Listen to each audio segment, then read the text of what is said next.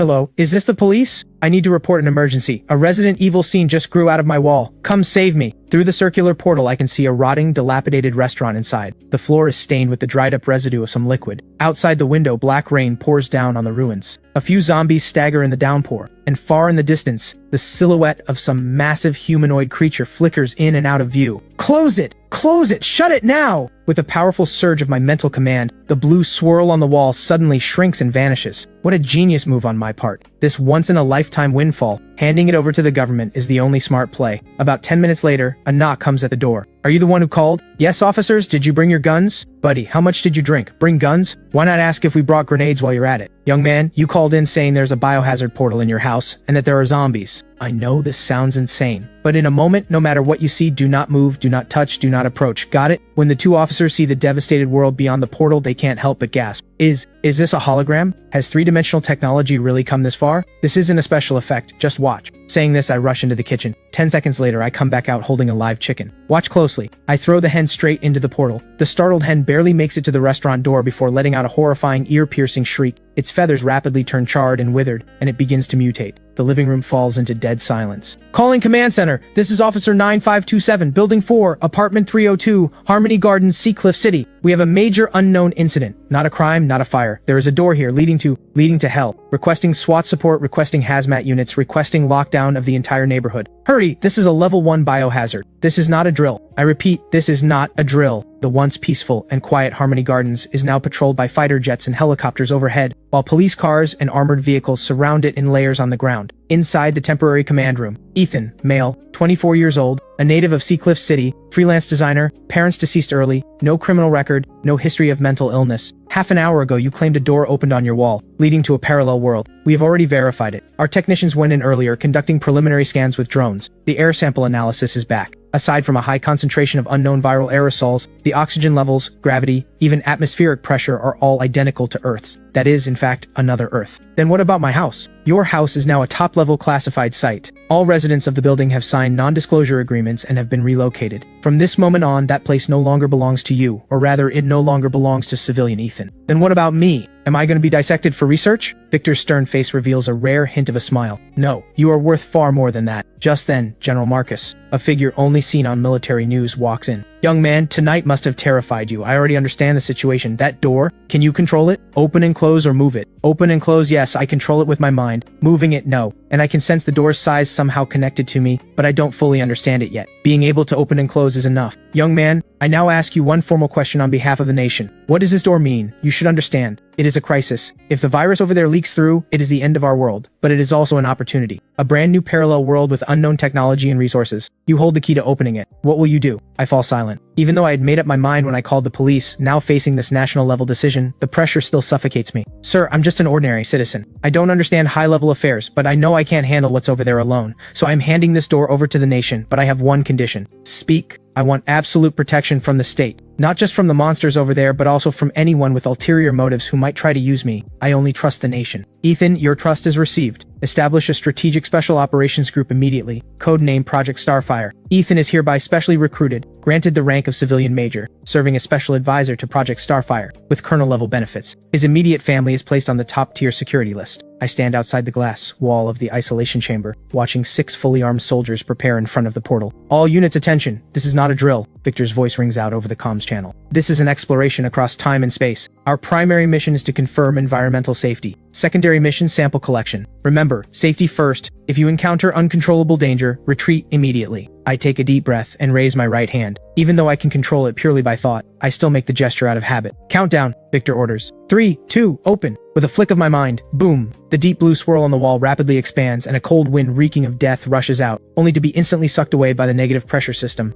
Environmental monitoring team, report readings. Reporting. Radiation levels on the other side are slightly elevated but within safe range. Oxygen concentration matches Earth's. Viral aerosols detected, but activity is extremely low. They lack airborne transmission capability. Confirmed, no airborne infection risk. Lead Officer Commander Ryan steps into the swirl first, as if passing through a wall of water. A second later, he is standing inside the dilapidated room of the other world. Vanguard 1, do you copy? Comms check. Vanguard 1 copies. Signal strength is good. Cleared to proceed. Copy. Reporting to command, I have successfully reached the target zone. Visual confirms interior environment. Structural damage is severe, but no immediate risk of collapse. The command center's main screen displays Ryan's first-person view. Dust covering the floor, mold creeping along the corners, and a patch of dried, blackened blood. The remaining 5 team members file in, deploying in tactical formation with trained precision. Commander, look at this! A soldier brushes off thick dust beside a pile of rubble, revealing a crushed metal street sign. Ridgemont No. 3 High School. Below the sign lies a torn backpack, from which a few prep books have spilled. The command center falls into dead silence. Victor's voice grows hoarse. English, Ridgemont City, college prep materials combined with identical gravity and atmospheric composition. I think we no longer need to doubt it. This is not an alien planet, nor some demonic realm. This is simply Earth. In a parallel world, I stare at the screen, a flood of mixed emotions washing over me. Even though I had expected this, seeing familiar traces of our civilization with my own eyes still leaves me breathless. Wait, something's wrong. Ryan's voice suddenly turns urgent. Movement outside. The screen switches to Ryan's main view. He has his rifle aimed out the window. At the end of the street, a dark figure is creeping along the wall in an eerie way. Like a humanoid panther, it suddenly halts, lifting its head toward the 3rd floor. Its face has only eye whites, with a mouth split open to its ears. A non-human shriek pierces the silence. All units, combat ready. Ryan's voice is terrifyingly calm. Target locked. Clear to fire. All units attention. Target sighted. Target characteristics analysis. The tactical analyst speaks rapidly. Moves on all 4 limbs at extreme speed. Skin is pale gray with severe signs of decay. Initial assessment, unknown zombie virus infected entity. Looks like a hairless monkey.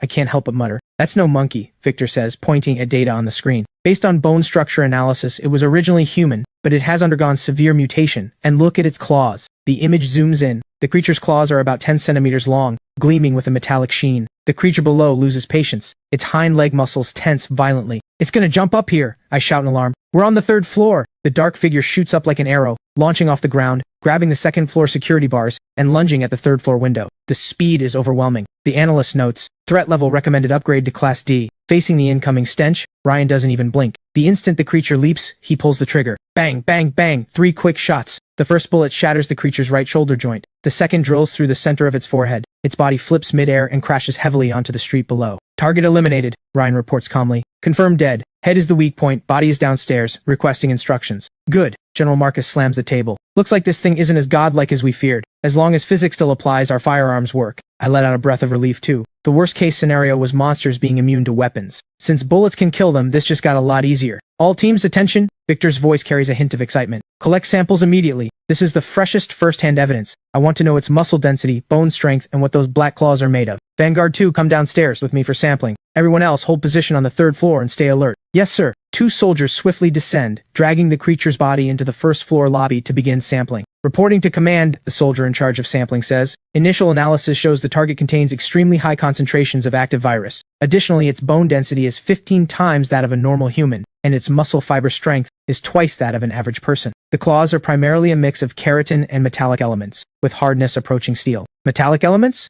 Victor pauses. How did it ingest metal? Possibly by consuming some metal-containing mutated creature, or perhaps the virus itself can absorb metallic elements from the environment. Fascinating, Victor says, pushing up his glasses. If we can crack the mechanism of biological metallization, our body armor and tank plating could undergo a revolution. Wow, he's already thinking about research and development. I am totally dumbfounded listening to him. Is this how the national team thinks? Commander, new situation, 12 o'clock direction, abnormal activity spotted. A sentry's voice comes through the comms. Ryan darts to the window. He sees zombies at the far end of the street, drawn by the earlier shrieking. They are gathering, heading this way. 12 o'clock direction. Estimated count, over 50, Ryan reports. They're approaching our position, requesting instructions. General Marcus waves his hand. Probe contact phase is over. Now we need a solid bridgehead. Order the Chemical Defense Engineering Unit to enter immediately and establish Outpost 0 in the room housing the dual world gate. Tell the soldiers not to ration ammunition. In this world, truth only exists within artillery range. All squads, attention, free fire, Ryan's voice rings out. General said don't ration ammo, send them on their way. Copy that. Rifle barrels protrude from the 3rd floor window, weaving a net of death. In less than a minute, all 50-plus zombies are reduced to corpses. Targets eliminated. Excellent. General Marcus issues his second order. Engineering Squad 1, move in.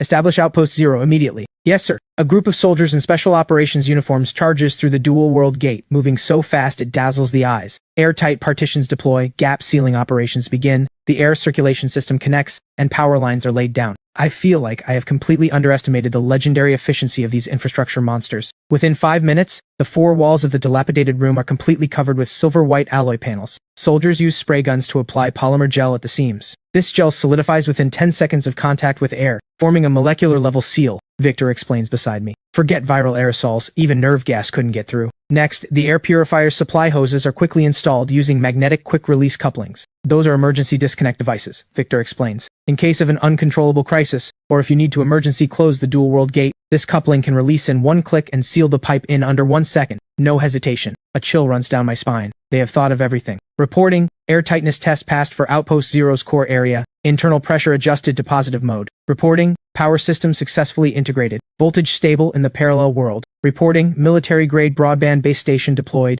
signal at full strength, in less than 20 minutes. A sci-fi-style modern outpost has been built. Done already? I stare in disbelief. Basic construction complete. General Marcus turns to me. Ethan, get ready. We need you to go over for a bit. Me too. You are the owner of the gate. His gaze is firm. We need to test whether the gate stays stable if you're on the other side, and there may be things only you can sense. That one-sided slaughter gave me tremendous confidence. Alright, I'll go. 10 minutes later, I am wearing a custom lightweight protective suit, standing before the portal. My bedroom has been turned into a temporary command center. Let's go. General Marcus accompanies me personally, with 4 guards by his side. I nod, lift my foot, and step through the portal. The feel beneath my feet shifts from wooden flooring to anti-slip steel plate. The air carries a faint scent of ozone. Welcome to Outpost Zero, sir. Ryan salutes, then nods at me. I look around, and through the bulletproof glass observation window in the wall, I see this apocalypse with my own eyes for the first time. The sky is leaden gray, the streets lie in chaos, with zombie corpses scattered everywhere, soaking in pools of black blood. How is the gate's status? Victor's voice comes through the comms.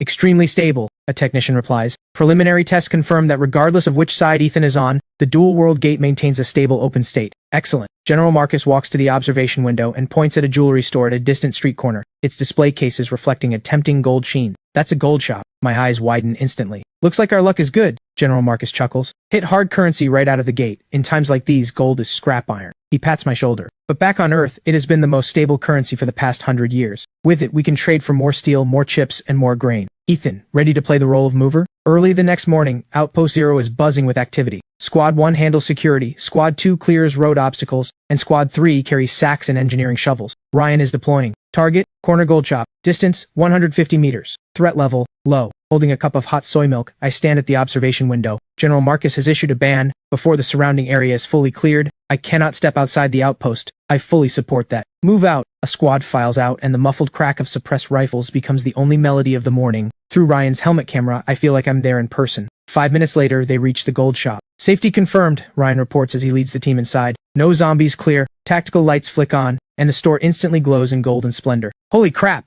Watching the screen, I can't help but curse aloud. Gold necklaces, gold bracelets, gold rings. They litter the counters and floor like trash. Ryan picks up a gold bar, wipes it on his sleeve, and holds it up to the camera. Advisor Ethan, how's the quality? Back on Earth, gold goes for about 600 per gram. This bar alone is worth 60,000, I mutter to myself. But here, it's not even worth a pack of instant noodles. Naturally, Victor's voice comes in. Gold's value comes from social consensus as a universal equivalent. When social order collapses, that consensus disappears with it. In this world, the only hard currency is survival resources. Water, food, medicine, weapons. But on our side, Victor pauses, it remains the lifeblood of industry, foreign exchange reserves, hard currency for purchasing advanced technology, and strategic materials. Stop standing around. Ryan pockets the gold bar. Get to work. What happens next leaves me stunned. Crash! A soldier smashes a glass display case with his rifle butt, while another swings an engineering shovel, scooping gold and silver jewelry along with the shattered glass into military-grade sacks like he's shoveling sand. There's a safe here. Blow it, Ryan says casually. Yes, sir. With a muffled boom, the heavy reinforced door blasts open, revealing dozens of 1-kilogram gold bars and a stack of paper-like banknotes. Ryan picks up a 1,000 credit bill. It bears the image of a space elevator and a borderless map of East Asia, labeled Central Bank of the East Asian Federation. Space elevators, regional unification, my mind reels. This was a civilization with highly advanced technology, possibly even on the verge of an interstellar age, and yet, it still fell. The soldiers stack the gold bars like bricks into transport crates. Ryan orders everything, including the worthless cash and chip-embedded electronics, to be taken back. Reporting, Commander. Half an hour later, a soldier reports. Inventory complete. Initial estimate gold totals approximately 52 kilograms, plus 15 kilograms of platinum and diamonds, jade, and other jewelry totaling 52 kilograms, over 30 million in value, from just one small jewelry store. I feel like I can barely breathe. This isn't a wasteland, it's a treasure trove. Pack up. The soldiers carry the gold-filled sacks and crates as easily as if they were potatoes. 20 minutes later, I finally hold one of those heavy gold bars in my hand. It feels unreal. General Marcus looks at the spoils, smiling with satisfaction. With this startup capital, we can move forward boldly with the next phase of procurement. He turns to me. Ethan, your contribution is significant, another one in the books. Sir, this is nothing. I set down the gold bar. Compared to this, I'm more interested in the footage Ryan sent back earlier. I point toward the distant downtown business district beyond the window. If we can find the bank vaults over there, or the tech company servers, my gaze sharpens. That's where the real treasure lies. General Marcus nods in approval. Easy, we eat one bite at a time. General Marcus turns to Ryan. How's drone reconnaissance going? Reporting. A technician switches the screen. A hummingbird drone just detected an unusual heat source in an abandoned construction zone 2 kilometers from here. A red dot stands out on the screen. Heat source? I lean in. More than just a heat source. The technician zooms in. After spectral analysis, this appears to be a mirror-reflected sunlight signal, very rhythmic, like Morse code. Morse code? General Marcus's eyes sharpen. Translate it. It's SOS, the technician replies. Repeating 3 short, 3 long, 3 short. The command room falls silent in an instant. A survivor. Victor pushes up his glasses, his tone level. General Marcus is silent for a moment, then issues a decisive order. Make contact, we need a local guide. Contact plan has been drafted, Victor says in front of the tactical map. Target is located in an abandoned construction zone 21 kilometers from Outpost 0. Heat source analysis indicates only 1 survivor. Just 1 person?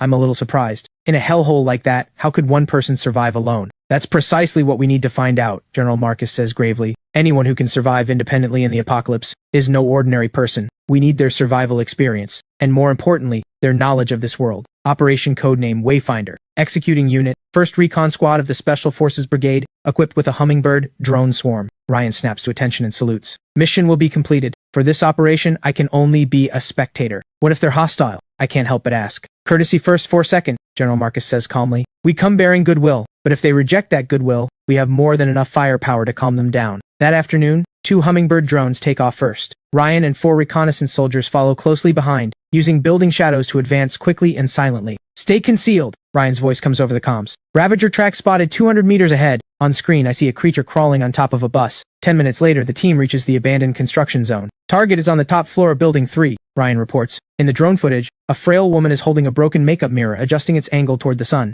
She wears filthy work clothes, with a makeshift filter at her feet, and a cracked bowl beside it holding only a shallow layer of murky liquid. She is clearly at the end of her rope. She's using a mirror to send signals. Such an old-fashioned method. Looks like communication equipment has long been down. This means she hasn't given up hope, Victor analyzes calmly. As long as there's a will to live, there's a basis for negotiation. Poor thing. Looking at the bowl of murky water, I murmur to myself. The desperate, humble struggle for survival cuts deep into my heart. Commander, should we initiate contact? The observer asks. General Marcus nods. Execute Plan A, drop supplies, establish initial trust. Understood. The drone slowly descends. The woman on the rooftop immediately becomes alert. She grabs a sharpened rebar and crouches behind a concrete pillar, her eyes locked on the drone. Don't be afraid, a gentle synthesized voice emerges from the drone's speaker. We mean no harm. The woman doesn't respond, only grips the rebar tighter. Thud. The drone drops a clear sealed package, landing precisely in front of her. Inside are a compressed biscuit, a box of amoxicillin, and a 550 milliliter bottle of mineral water. In that gray, desolate world,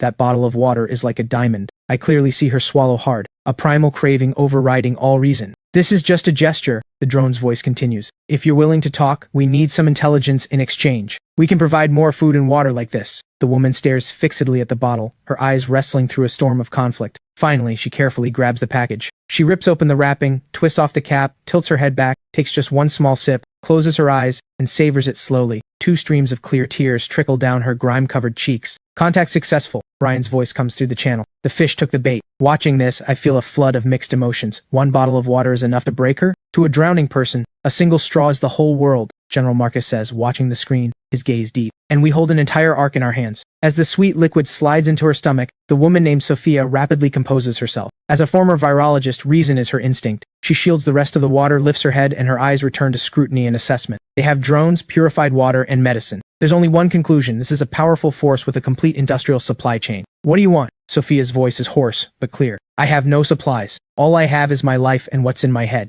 We want intelligence. The drone's voice remains gentle. About this city, about the zombies, about the distribution of existing factions, the more detailed the better. All right. Sophia takes a deep breath and pulls out a folded map, covered in markings of various colored ink. This is what I've gathered over the past 3 months. She spreads the map before the camera. Red zones are heavy infection areas. Stay away at all costs. Ravagers and even spewers roam there. Blue zones are safe houses and supply caches, but most have already been picked clean. Black crosses are the Vortex Syndicate's control zones. They've taken over the northern industrial park. They have heavy weapons and are extremely hostile to outsiders. They capture survivors to use as slaves, even for experiments. This woman is a real intelligence asset, Victor says. Immediately take screenshots and model this. Import all this data into the tactical map. What else? I press through the microphone. Besides this, is there any other unusual information? Like anything strange? Sophia thinks for a moment, a flash of disgust and fear in her eyes. Recently, the Vortex Syndicate has been frantically collecting zombie heads. Heads? I freeze. More accurately, what's inside the heads, Sophia explains. They extract something that looks like a crystal.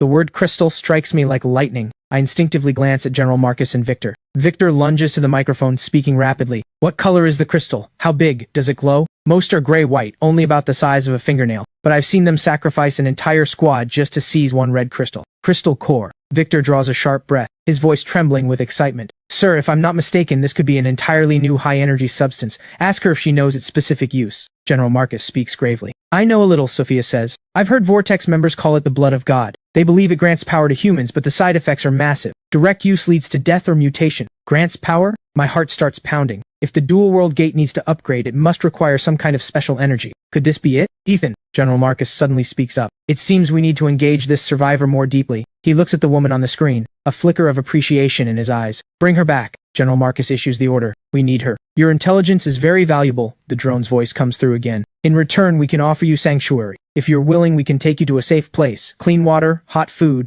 no zombies, and no Vortex Syndicate. Sophia is stunned. In this hell, does such a place really exist? When she glances down at the bottle of water in her hand, the words of refusal die on her tongue. Sophia bites her lip, her voice trembling. I accept. Very good. The drone slowly rises. Stay where you are. Don't move. Our extraction team is right downstairs. Also, one more question, the voice suddenly asks. What's your profession? Sophia hesitates, then straightens her spine, radiating a unique presence. My name is Sophia. I was the director of the third laboratory at the Ridgemont Biotech Institute. The Z virus was discovered there, by us. When Sophia announces this identity, the command center falls into brief silence. We haven't just picked up a survivor, we've picked up a living knowledge base. Escort her back to the outpost immediately. General Marcus makes the call instantly. Raise security to the highest level. Ryan, if you encounter resistance, you are authorized to use any means necessary. Understood. 15 minutes later, Sophia is brought into Outpost 0. As she crosses the airtight door and sees the silver-white sci-fi style space, she freezes completely. This isn't a survivor camp. It looks more like a pre-apocalypse national-level laboratory.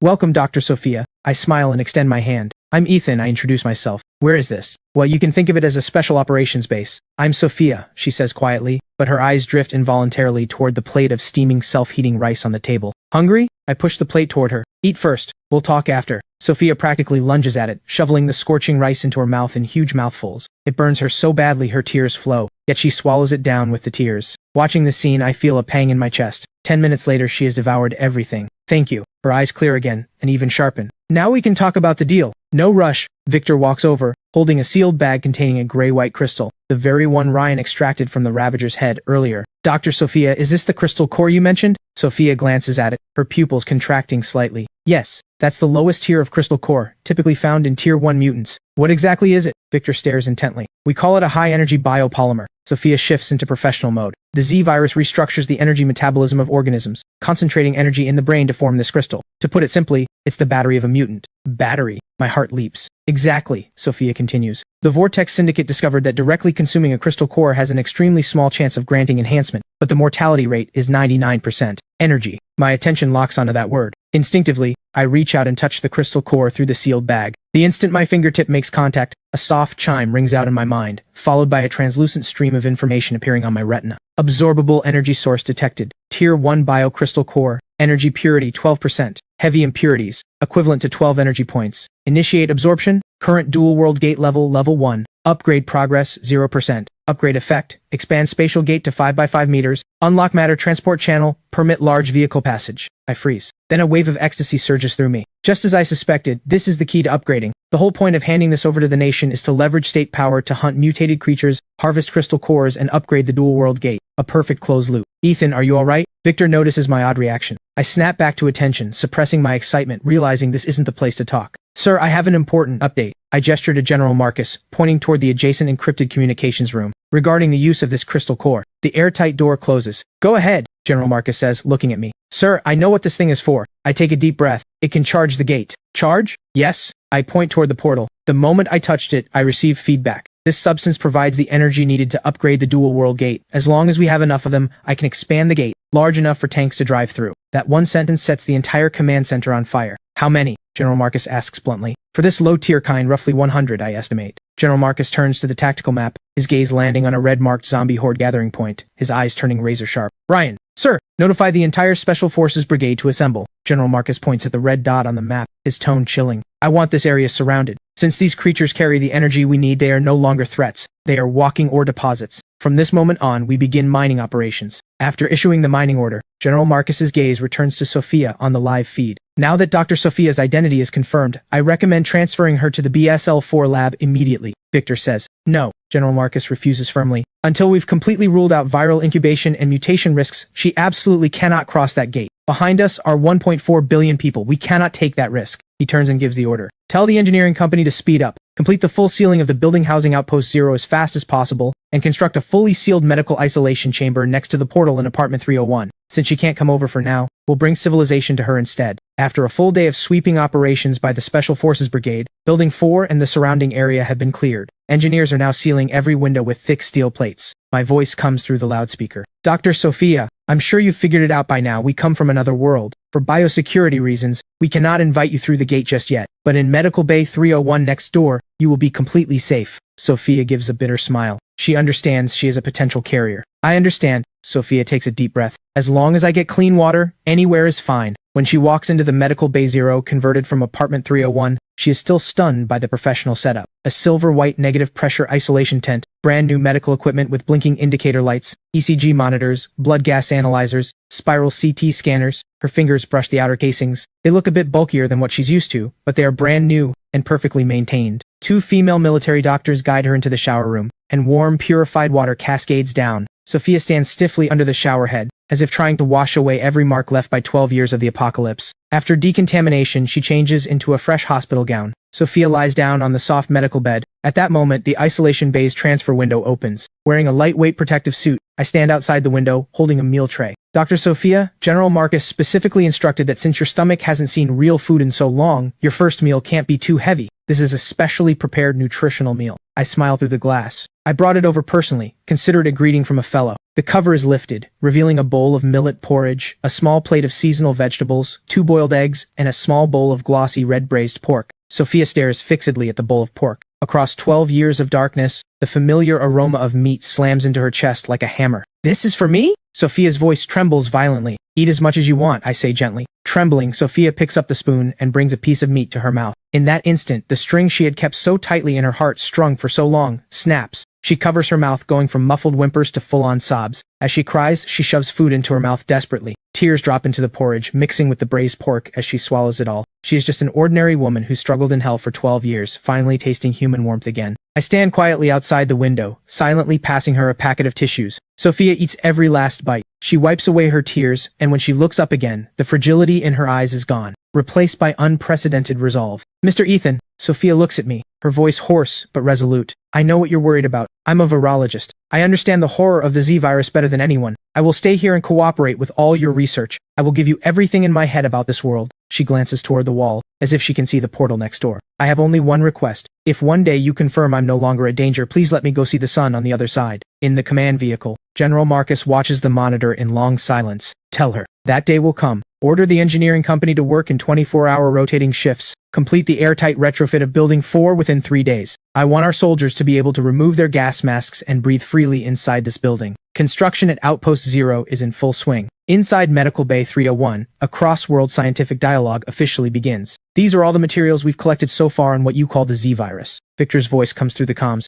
Sophia studies the data on the screen, her brow furrowing slightly. These readings are too shallow. The Z virus is more like a nanoscale biomechanical entity. Biomechanical? Victor frowns deeply. That's its disguise, Sophia explains. Not only can it rewrite DNA, it can also restructure the host's energy metabolism. That's why zombies can survive without eating, and higher-tier mutants can release energy attacks, because inside them they all carry crystal cores. Hearing crystal core, I jolt with attention. I'm holding the very crystal extracted from the Ravager's head in my hand. Dr. Sophia, since you're a virus expert, you must know what this thing is made of, I ask. I only know part of it, Sophia says, her expression grave. That one is a Tier 1 crystal core with heavy impurities. Its main component is an unknown biopiezoelectric ceramic. What use is it to us? I press. Sophia falls silent for a moment, as if hesitating. In my world, some people try to enhance themselves by injecting crystal core extract, but my father always opposed it because the mortality rate is extremely high. Even survivors face an extremely high risk of mutation. This thing is dangerous. Very dangerous. I smile. Don't worry. What we want isn't its bioenhancement function, but its physical properties.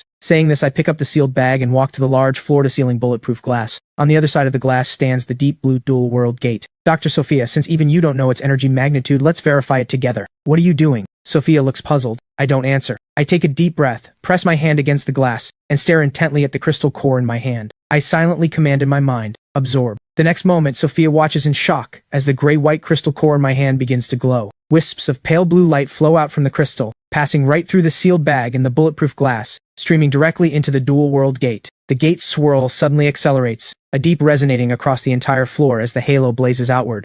What's the principle behind this? Sophia's eyes widen, watching the scene in disbelief. It was just devoured by the gate? I release my hand. All that remains in the sealed bag is a small pile of gray-white powder. At the same time, the message I had been waiting for pops up in my mind. Successfully absorbed 1 Tier 1 biocrystal core. Energy gained 12 points. Current upgrade progress 12%. Just as I expected. I clench my fist, a smile rising at the corner of my mouth. Dr. Sophia. I turn around to see Sophia, stunned, speechless. This is what this thing truly does for us. It's not poison. It's a key. A key? Sophia murmurs. Exactly. I point at the portal. This gate, it's hungry, and these crystal cores are its food. As long as we feed it enough, it grows bigger, stronger, more stable. In that moment, whether it's Victor on the other end of the screen, or General Marcus in the command vehicle, they are all deeply shaken by this scene. Crystal cores equal energy. Zombies equal walking ore deposits. The moment this equation holds true, the entire strategic landscape flips instantly. Zombies, once a nightmare in our eyes, have now become a precious resource. General Marcus's voice comes through the comms. Ethan, are you certain that only 100 of these Tier 1 crystal cores will complete the first stage upgrade? Certain. I watch the progress bar in my mind, and I have a feeling the upgraded dual-world gate will give us a massive surprise. Excellent. General Marcus slams the table. Relay my orders. The entire Special Forces Brigade enters Level 1 combat readiness. Engineering Company, clear an armored corridor to the portal immediately. Since the zombies on that side carry the energy we need in their heads, then we'll go dig it out of them. In the medical bay of the other world, Sophia watches all of this. Her world's destroyers, and we treat them as resources. Is this what civilizational disparity looks like? She murmurs. I can sense that she believes our intervention will utterly reshape the fate of her wasteland, not as salvation, but as conquest. Level 1 combat readiness. Level 1 combat readiness. Alarms echo across both worlds. Squad after squad of soldiers pours out through the portal, rapidly deploying defensive formations in the street. Attention, this is not a drill. Everyone, check the seal on your gas masks. Activate IFF systems. Heavy weapon squads, take position. Ryan stands on the rooftop, holding binoculars, his gaze cold and sharp. Behind him, 2 heavy machine guns are mounted and ready, barrels aimed at the far end of the street. Reporting to command. Blur squad in position. Begin operation. General Marcus's voice is steady and powerful. 500 meters from the outpost, 2 drones hover in the air, loudspeakers slung beneath them. A song that hasn't been heard in this wasteland for 12 years suddenly blasts out. The vast horizon is my love. At the foot of the rolling green hills, flowers are in full bloom. The deafening music shatters the silence of the apocalypse in an instant. Zombies hidden everywhere erupt like hornets whose nest has been struck. Amid countless snarls and shrieks, a dense swarming tide of figures merges into a flood. Hello. Date 2 drones. Bait taken. The recon company commander pilots the drone, dragging the horde toward our position. All units attention. Targets entering firing range. Distance 500 meters, 300, 100. Ryan watches the surging horde below, at least 500 strong, with several lightning-fast Ravagers mixed in. But today, they face a modern military force. Open fire! At the command, the 2 rooftop machine guns roar first, 12.7mm rounds instantly shredding the zombies in the front line. Immediately after, dozens of automatic rifles open fire simultaneously, crossfire nets blanketing the entire street. This isn't combat, it is industrial-scale slaughter. Those zombies, as fragile as paper, fall in waves before they can reach the defensive line. Ravager spotted in Zone 3, requesting sniper support. Copy. On the rooftop, a sniper calmly pulls the trigger. Sophia confirmed earlier that this mutant called the Ravager has a tough hide. Standard rifle rounds rarely kill it with one shot. Bang! A Ravager attempting to leap forward has its head explode like a watermelon. In less than 10 minutes, the gunfire gradually thins out. The street returns to dead silence, leaving only scattered limbs and the thick stench of rot. It's over already? Sophia, watching through the monitor, is dumbstruck. She has seen hordes that drove people to despair, yet before these soldiers they collapsed so easily. This is the power of firepower. I walk beside her, a hint of pride in my voice. Dr. Sophia, welcome to a world where truth lies within artillery range. Clean up the battlefield. Ryan's voice rises again. Engineering company, move in. Chemical defense, provide cover. We must extract the crystal cores before their energy dissipates. Dozens of soldiers in hazmat suits rush forward, enduring the stench. There's one over here too, Commander. Dug up a red one. Looks like a Tier 2 crystal core. Reports of success keep streaming through the radio. I stand before the portal, watching bag after bag of blood-stained crystal cores being delivered back. In my mind, the system notifications keep ringing non-stop. Tier 1 crystal core absorbed, energy plus 12. Tier 1 crystal core absorbed, energy plus 11. Tier 2 crystal core absorbed, energy plus 100. The upgrade progress bar surges wildly. Finally, when the last bag of crystal cores is delivered to the gate, energy charging complete. Current progress 100%. Dual world gate level upgraded to level 2. Spatial gate size expanded to 5 by 5 meters, adjustable. New feature unlocked, matter transport channel stable state. New authorization unlocked, bi-directional large vehicle passage permit. New authorization unlocked, spatial anchor relocation. Boom. The original circular swirling portal suddenly bursts into brilliant blue light. When the radiance fades, what stands before me is a rectangular light screen with straight, stable, mirror-like edges, like an interstellar gateway embedded in my bedroom wall. The room, however, is too small. The light screen presses against both the ceiling and the floor, nearly filling the entire wall. Spatial constraint detected. Gate dimensions auto-adapted. Maximum deployable size 5 by 5 meters. Player may adjust gate size at will via thought. I look at the massive wall of light before me, a smile rising at the corner of my mouth. I turn around, speaking into the comms. Sir, the gate is open, and it's even bigger than we expected, but I point at the ceiling. We're gonna need a bigger room. Time to give it a new home. A new home? On the other end of the comms, General Marcus looks at the portal on the screen, a flash of gold in his eyes. Are you saying the gate can now be relocated? Yes, sir. I nod. It's not unlimited, but I can move it to any wall nearby, as long as the wall is big enough for it to fully deploy. Wonderful. General Marcus suddenly rises. Notify engineering. Initiate Plan B immediately. Plan B is a preset second-phase strategy. An engineering unit has already secretly taken over the underground bomb shelter beneath the residential complex and converted it into an underground fortress. On the otherworld side, at Outpost 0, all personnel attention. Prepare to evacuate Apartment 302. After receiving the order, Ryan begins organizing the dismantling of defenses. Where are we moving to? Sophia asks, puzzled. The defense system here just took shape. Isn't it a waste to abandon it now? Not a waste. I smile at her through the light screen. Because where we're going is a real fortress. And, I smile mysteriously, we need to make room for some big toys. Ryan, take Dr. Sophia to the underground parking lot. We'll meet there. Yes, sir. The migration unfolds quickly. On the real-world side, the underground base has cleared out a massive concrete wall. On the other-world side, the engineering company has cleared a space at the parking lot entrance. Coordinates between both worlds calibrated. Wall structural strength confirmed.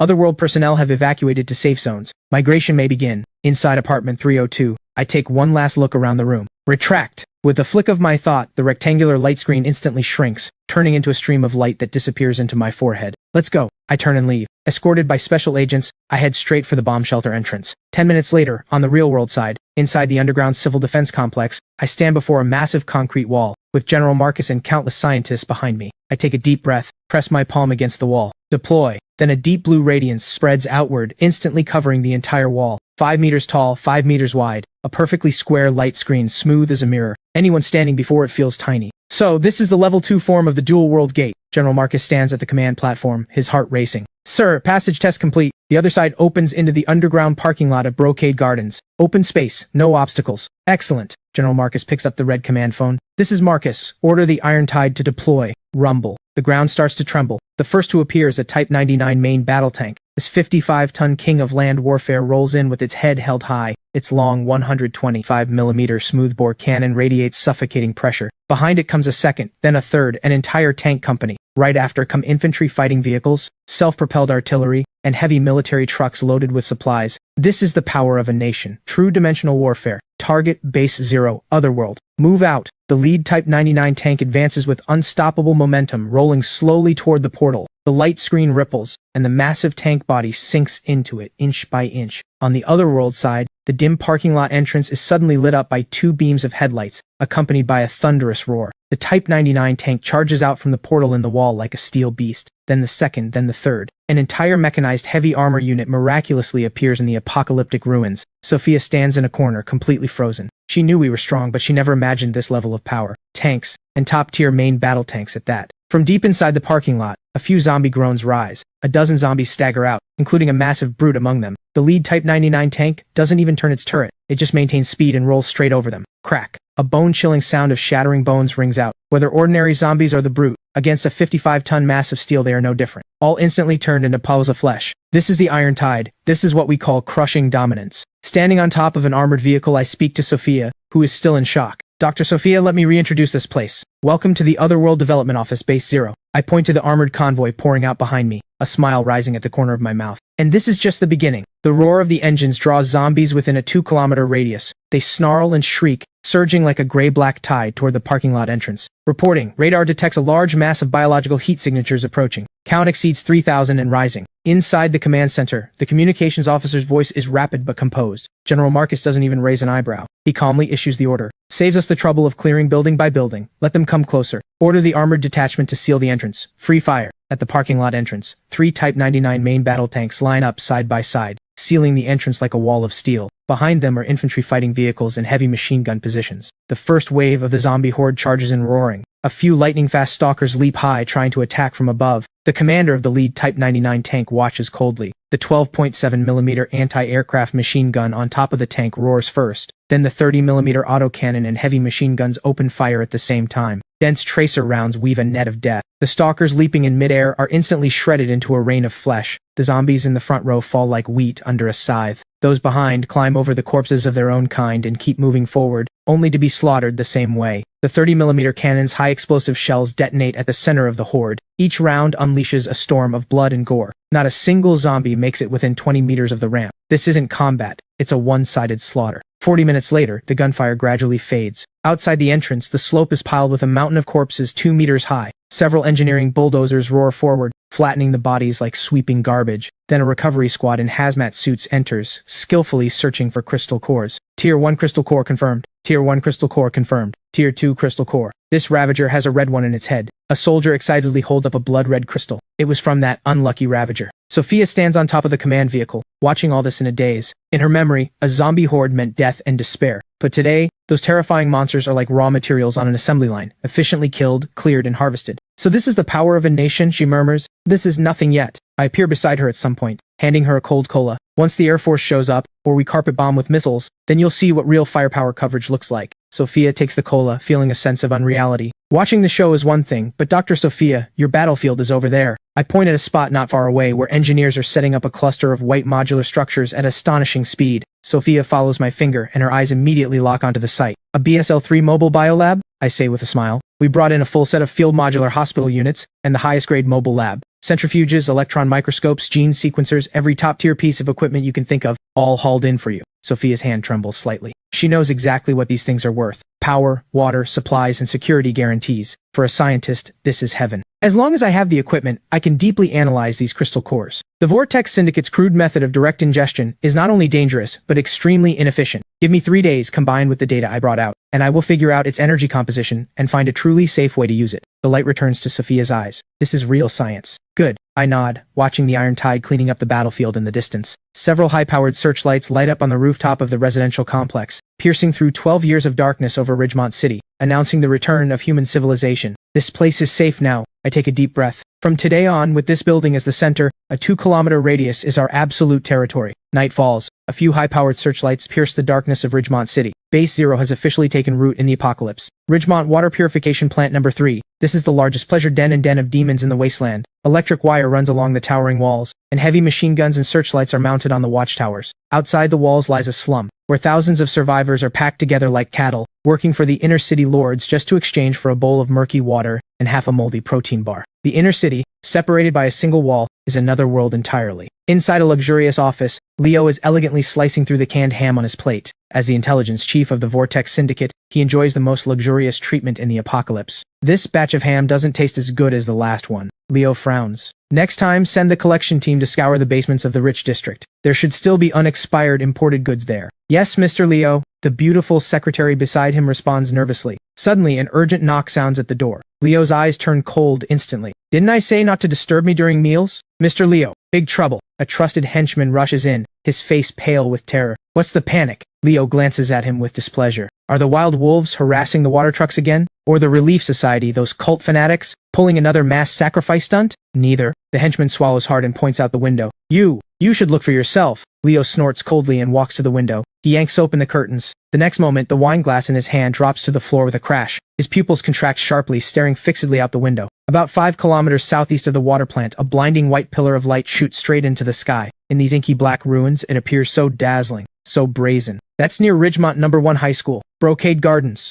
Leo narrows his eyes. Isn't that a heavy infection zone? Who dares turn on the lights there? It's more than just lights. The henchman's voice trembles as he reports. Half an hour ago, that area suddenly erupted with dense explosions and gunfire. How big? Like a full military invasion. A muffled explosion clearly reaches their ears, making the bulletproof glass hum. Leo's expression changes completely. As a retired military man, he knows this sound all too well. That's a 30mm caliber high-explosive shell, he murmurs in disbelief. This rate of fire, this rhythm, that's a Type 04A infantry fighting vehicle's autocannon. And that's the sound of a 12.7mm anti-aircraft machine gun. In an apocalypse where even rifle bullets have become hard currency, who would have organized heavy firepower on this scale? Could it be remnants of the Federation government? No, that's impossible. Leo immediately dismisses the thought. The Ridgemont military district was overrun by the zombie tide 8 years ago. I verified it personally. Mr. Leo, could it be that the wild wolves dug up some pre-war weapons depot? Leo sneers. That brute tiger? Give him a cannon and he'd only use it as a hammer. And even if he had one, he wouldn't have that many shells. He points at the pillar of light and the continuous gunfire, his finger trembling slightly. Listen to this. They've been at it for nearly an hour.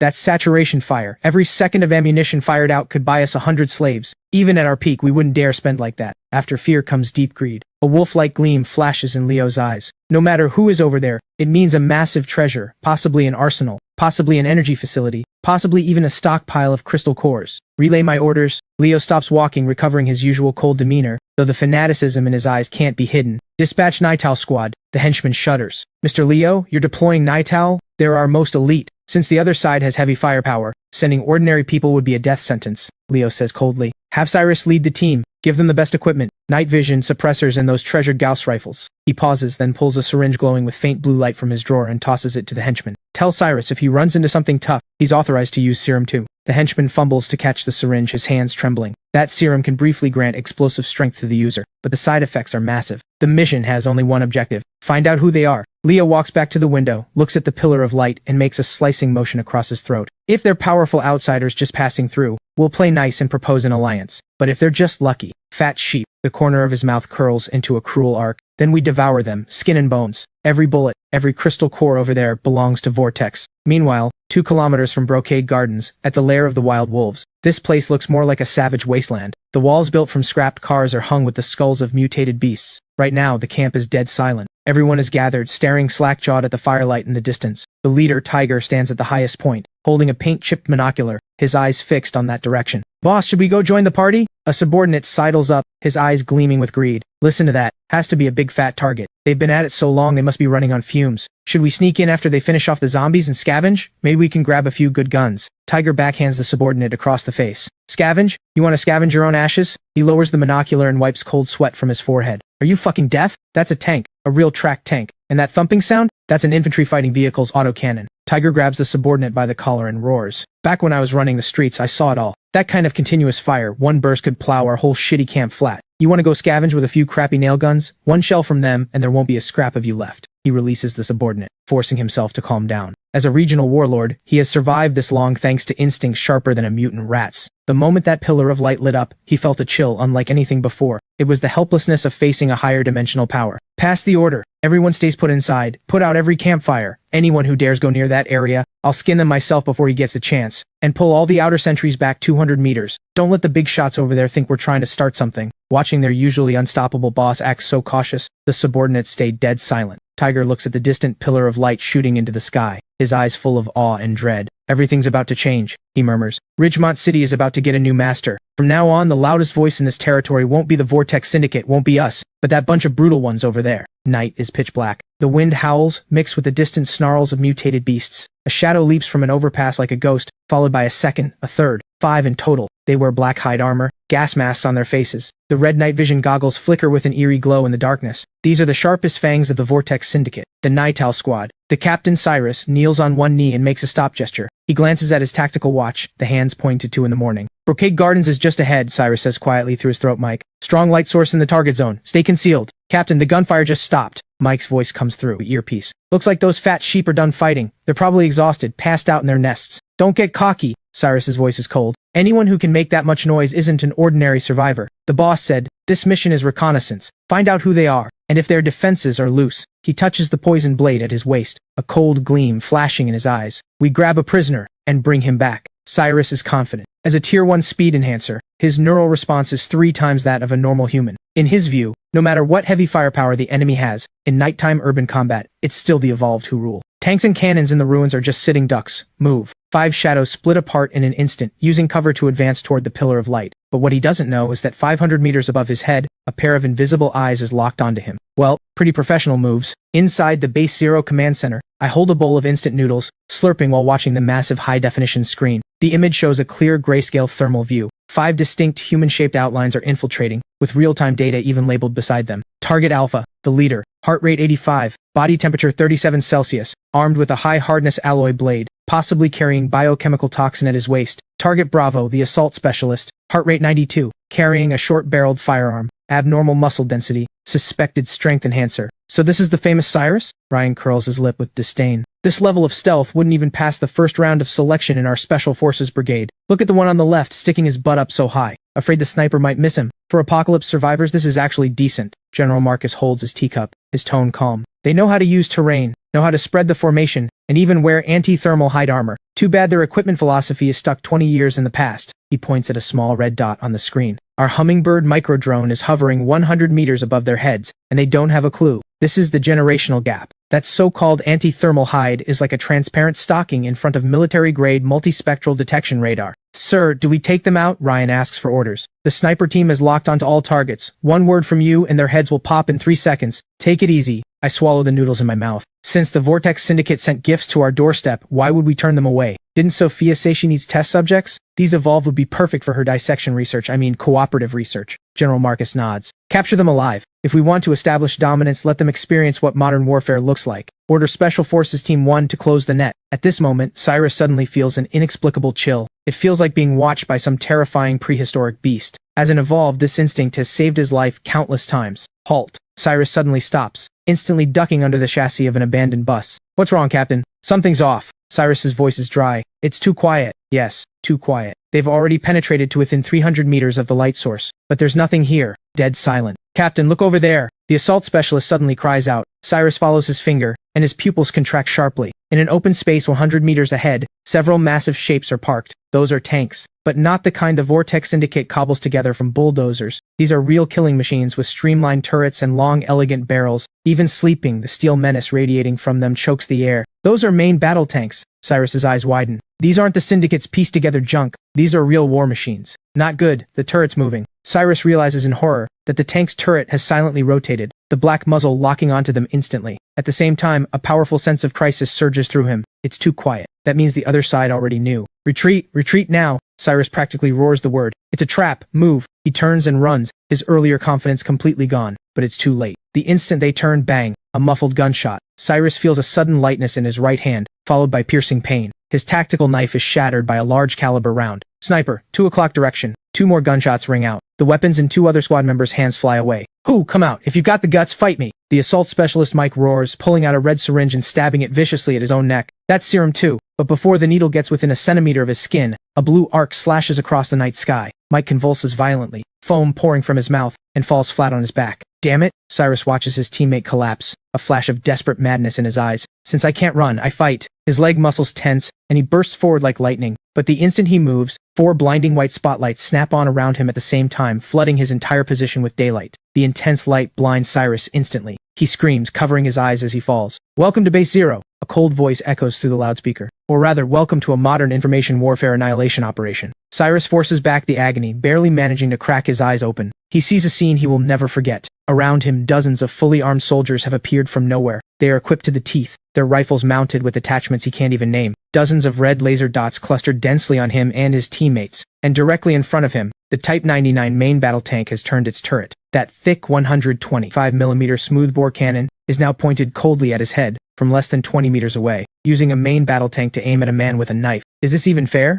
Despair. Total despair. Everything Cyrus took pride in looks like a clown's act in front of these steel beasts and infrared scopes. Don't shoot. Cyrus slowly raises his hands, and in front of the cannon that could blast him into dust, he slowly kneels. I surrender. 10 minutes later, inside the underground interrogation room of Base Zero, the once arrogant Night Owl squad is now locked into interrogation chairs like plucked chickens. When I walk in, Cyrus is hanging his head, his eyes empty. Look up, Ryan snaps coldly. Cyrus trembles as he raises his head and sees me, a man impossibly young. Let me introduce myself. I take a sip of coffee, smiling at him. My name is Ethan, I'm the owner of this place. Honestly, I'm pretty curious about your evolved abilities. I set down the cup and gesture toward the lab behind the one-way glass beside us. There, Sophia is wearing a white lab coat, excitedly calibrating equipment. My chief scientist happens to need a few live samples to study the effects of crystal cores on the human body. So the next conversation decides whether you end up lying on a dissection table as a sacrifice to science, or become labor prisoners hauling bricks for us out back. My smile remains bright, but in Cyrus's eyes it is more terrifying than a demon. Now tell me, when the Vortex Syndicate's higher-ups sent you here, did they happen to mention how they'd like to die? In the underground interrogation room of Base 01 hours past, the wounds on Cyrus's hand have been treated, but the pain still reminds him of everything that just happened. On the other side of the one-way glass, Sophia holds a test report, her brows furrowed. Results are in?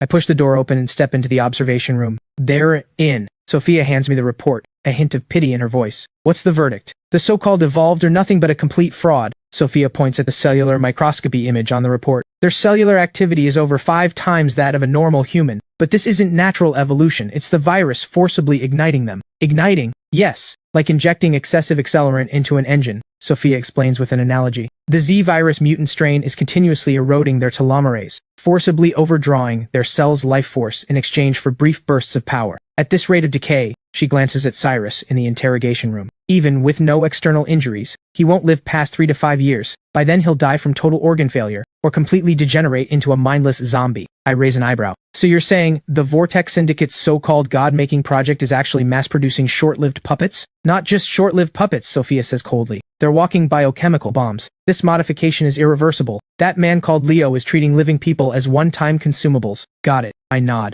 a smile rising at the corner of my mouth. This intel is worth more than any defense map they could give us. With that, I take the report and walk into the interrogation room. A document is tossed in front of Cyrus. Take a look. I pull out a chair and sit. This is your medical report. Cyrus picks up the report blankly. He can't understand the complex medical data, but he can read the bold red conclusion at the bottom. Diagnosis: severe cellular decay, pre-collapse signs in the gene chain, estimated remaining lifespan less than 3 years. What does this mean? Cyrus's voice trembles. It means the divine blood you took such pride in is actually a death sentence. I point at Sophia behind the glass. My chief scientist just analyzed your blood. The so-called enhancement serum the Vortex Syndicate injected into you all is literally overdrawing your lives. You think you've gotten stronger, but you're just burning the last of your candle. Impossible. Mr. Leo said this is the key to evolution, the mark of a new humanity. Cyrus suddenly stands, but the handcuffs yank him back into the chair. You're lying. You're trying to break my will. I let out a cold laugh. Don't you feel it yourself? The extreme weakness after every use of your power, the deep bone pain at night, and the growing bloodlust you can barely control. Cyrus freezes. His face turns ghostly pale in an instant, because every symptom I described strikes precisely at his deepest fear. He had always thought those were the price of evolution. Could it really be a countdown to death? They've been lying to us all along, Cyrus murmurs, the light in his eyes completely extinguished. The collapse of faith is the most devastating thing of all. Not all bad news, though. I suddenly change tone. It's irreversible, but if you cooperate, Dr. Sophia might find a way to slow the process. Maybe even let you live the rest of your days like an actual human. Cyrus jerks his head up, staring at me intently. What do you want? I want everything about water purification plant number 3. I lean forward, locking eyes with him. Defense maps, firing positions, personnel deployment, and where Leo is hiding. I want all of it. Half an hour later, in the command center, a detailed defense map of water purification plant number 3 is projected onto the big screen. I have to admit, this is a tough bone to crack. General Marcus studies the dense array of firing points on the map,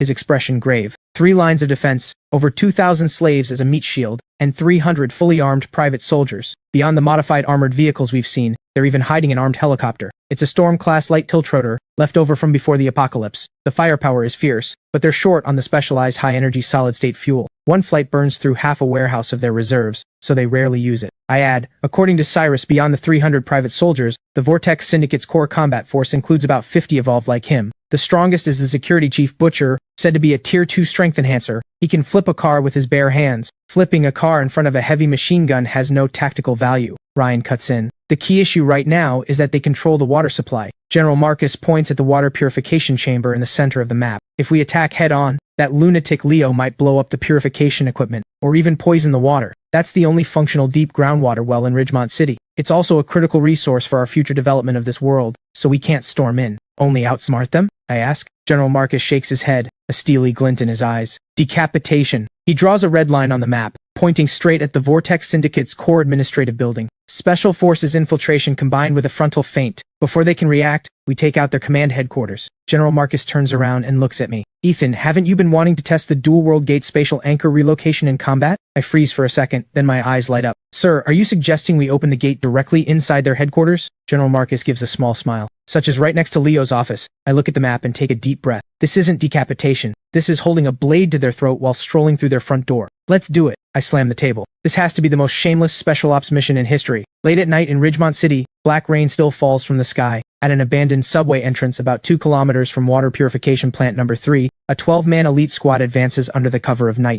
Right in the middle of the formation is me, heavily guarded. How much longer? I keep my voice low. Even wearing a full heavy bomb suit and holding a submachine gun, my heart is still racing. After all, this is genuinely deep behind enemy lines. Through this maintenance tunnel is the water plant's underground pump room. The guide walking in front is Cyrus, the former Night Owl captain, now codenamed Prisoner. That pump room has been abandoned for a long time. It's right below the administrative building where Leo's office is. That's the only blind spot in the entire base. Ryan's gun barrel hovers behind Cyrus's back at all times, he says coldly. You'd better pray that tunnel hasn't collapsed. Otherwise you'll be the first one buried in it. Cyrus gives a bitter smile and doesn't reply. 10 minutes later we arrive at a thick concrete wall. This is the spot, Cyrus points up. Above us is the administrative building's basement. Behind this wall used to be the backup generator room. Plenty of space. I step forward and touch the cold wall. Compatible anchor substrate detected. Initiate gate deployment at this location. Take him away and keep him under guard. I turn and give the order. 2 squad members immediately step forward, put a hood over Cyrus's head, and drag him away. After confirming that all non-essential personnel have been cleared, I turn back around. I let out a long breath and glance at Ryan and the special forces behind me. General Marcus had firmly opposed me taking the risk in person, but spatial anchor relocation requires the host's direct positioning. This is a risk I have to take. Everyone get ready. My voice is still tight, but determination shines through. The special forces immediately spread out, forming a defensive perimeter. I close my eyes and mentally connect with the system. Deploy. A deep blue radiance suddenly blazes to life in the pitch-black underground space. A massive rectangular light screen, 5 meters wide and 4 meters tall, appears out of thin air in front of everyone. Almost the moment the gate takes shape, a cold, lethal aura pours out from the other side. The scent of steel and gunpowder. Operation Thunderclap. On the other side of the gate, General Marcus's steady, powerful voice rings out. Attack! Boom, boom, boom. The synchronized footsteps thunder like war drums. The first wave to charge through is 3 Lynx all-terrain assault vehicles. The remote weapon stations on their roofs gleaming with deadly cold. Right behind them come 2 full platoons of fully armed special forces, surging into this narrow underground space like a black tide. The spacious basement is instantly packed with the iron tide teleported from Earth. I quickly step aside to watch this breathtaking scene. My attention vanishes in an instant, replaced by an indescribable thrill. This is the power of having a nation behind you. Whatever apocalypse warlords, whatever evolved, in front of a modern organized military force, they are nothing. At this very moment, on the 3rd floor of the administrative building, in the CEO's office, Leo is resting his feet on his desk, swirling half a glass of red wine. Cyrus isn't back yet? He asks the deputy beside him. Not yet, boss, but there was gunfire from that direction a little while ago. Probably the camp put up some resistance, slowed things down a bit, the deputy says ingratiatingly. Cyrus is reliable. Don't worry, boss. Before sunrise, the camp supplies and that pretty girl will both be delivered to your bed. They'd better be. Leo lets out a cold laugh. Things aren't peaceful lately. I heard the Savior army to the west is stirring again. If Cyrus brings back something good this time, it'll be perfect for expanding our arsenal. Before he can finish, a massive roar erupts, as if a dragon turned beneath the earth. The entire administrative building shakes violently. The wine glass on the table topples over. What's going on? An earthquake? Leo leaps up in panic. Reporting boss. Terrified screams come through the walkie-talkie from the guards downstairs. The basement just exploded. What? No, not exploded. There are vehicles. Tanks are charging out of the basement. Are you fucking crazy? Leo bursts out cursing. Where the hell would tanks come from in the basement? Did moles dig them in? But the next second he can't curse anymore. The muffled, dense roar of heavy machine gun fire erupts in the lobby below, followed by explosions and screams. That's a metal storm tearing through everything in its path. Boss, they're coming up. They're so fast. That's special forces. That's real special forces. The voice in the walkie-talkie cuts off abruptly. Leo's face turns ghostly pale in an instant. With trembling hands, he pulls a Desert Eagle from his drawer and lunges for the door. The next second, the heavy wooden door is kicked off its frame by a tactical boot. As wood splinters fly, 2 flashbangs roll in. Blinding white light and deafening noise instantly strip Leo of all his senses. He collapses. When his vision starts to recover slightly, he feels several cold gun barrels pressed firmly against his forehead. A cold voice speaks beside his ear. Leo, right? If you don't want your head blown open, tell all your men to drop their weapons. Leo struggles to open his teary eyes and sees a group of fully armed soldiers, so well equipped it sends him into despair. Behind these soldiers, a figure in heavy bomb gear coldly stares at him through a face shield. This is impossible. Leo forces a desperate voice from his throat. Where the hell did you all come from? I step forward, looking down at this apocalypse warlord. I point at the floor beneath my feet and flash a brilliant smile. You probably won't believe this. We grew out of your basement. The battle ends quickly, but the post-battle cleanup is far more complex. When the first ray of dawn touches water purification plant number 3, this fortress once ruled by violence and fear finally falls quiet. In the plaza, the once arrogant Vortex Syndicate private soldiers now squat on the ground with their hands over their heads. Stay still, don't move. A Special Forces soldier slams his rifle butt down on the back of a private soldier trying to pull a knife. The man shakes with fear, his pants instantly wet. This scene is taken in by the over 2,000 survivors squatting in the corners nearby. In their numb eyes, beyond fear, there is now a hint of disbelieving shock. In their understanding, new occupiers usually mean another round of slaughter or even crueler enslavement, but the expected whipping, cursing, and executions never come. Instead, what comes is wave after wave of aroma capable of awakening the most primal human desires. It's not the burnt stench of grilled mutant meat, nor the sour smell of moldy bread, but the clean fragrance unique to rice porridge. Is that the smell of rice porridge? In a corner of the crowd, a skeletal old man twitches his nose, his cloudy eyes suddenly bursting with light. He stares fixedly at the other side of the plaza, where several soldiers in protective suits are unloading massive stainless steel insulated containers. The moment the lids come off, white steam rises into the air. For these people who have struggled 12 years in the apocalypse, this white steam is more addictive than the purest narcotic. The soldier in charge of distribution turns on a loudspeaker. Line up, there's enough for everyone. The calm and order in that voice is heavenly music these survivors haven't heard in 12 years. Elderly, women, and children first. Don't push, food is plentiful. Anyone needing medical attention, go to the medical tent on the left. A wave of commotion passes through the crowd, but seeing the armed soldiers standing guard, they shrink back and stop. Are you really giving it to us? A little girl looks shyly at the soldier approaching her, her eyes full of longing and fear. The soldier crouches down, pulls a sausage from his pocket, and hands it to her. Eat. You won't have to go hungry anymore. In that moment, the girl's mother suddenly bursts into wailing sobs as she clutches her child. The cries spread through the crowd like a contagion. Over 2,000 survivors weep their hearts out at the sight of those buckets of rice porridge. These are 12 years of suppressed grief, and 12 years of relief at finding salvation. Behind the administrative building, in the underground experimental zone, the atmosphere is starkly different. It's like the residue of hell. These animals. Sophia stands inside a room labeled Purification Room, the electronic notebook in her hand creaking as she grips it tight. The room is filled with massive glass jars containing not specimens, but failures. Humans who suffer genetic collapse and bodily mutation from being forcibly injected with excessive crystal core extract are suspended in preservation fluid, their eyes wide open in death, staring out at the world. So this is their so-called God-making project. Ryan stands behind Sophia, watching the hellish scene, his voice chillingly cold, using live humans as lab rats to test the virus's limits. Not just testing, Sophia points at a blood-stained experimental journal, her voice trembling. They're trying to mass-produce the evolved. Leo believes that with a large enough sample, they can always filter out a few sons of God who can coexist with the virus. As for the failures, they're what's in these jars. The journal is filled with row after row of cold data. Subject 074, injected with 10 milliliters of Tier 1 crystal core extract. Violent reaction. Total vascular rupture. Cause of death, multi-organ failure. Subject 109, injected with 5 milliliters of Tier 2 crystal core extract. Partial skeletal metallization observed, but subject went berserk shortly after. Eliminated. Subject 213. Behind every line of cold data lies a living human life. Secure all these materials. Sophia takes a deep breath, forcing down her disgust and anger. It's cruel, but this data has significant value for our vaccine research and for finding safe ways to use crystal cores. We can't let them die for nothing. Understood. And what about these scumbags? Ryan points at the trembling Vortex Syndicate researchers in the corner. Sophia gives them a cold glance. Hand them over to the survivors for trial. I'm sure the families who lost loved ones would love to share some experimental insights with them. On the top floor of the administrative building, in the CEO's office.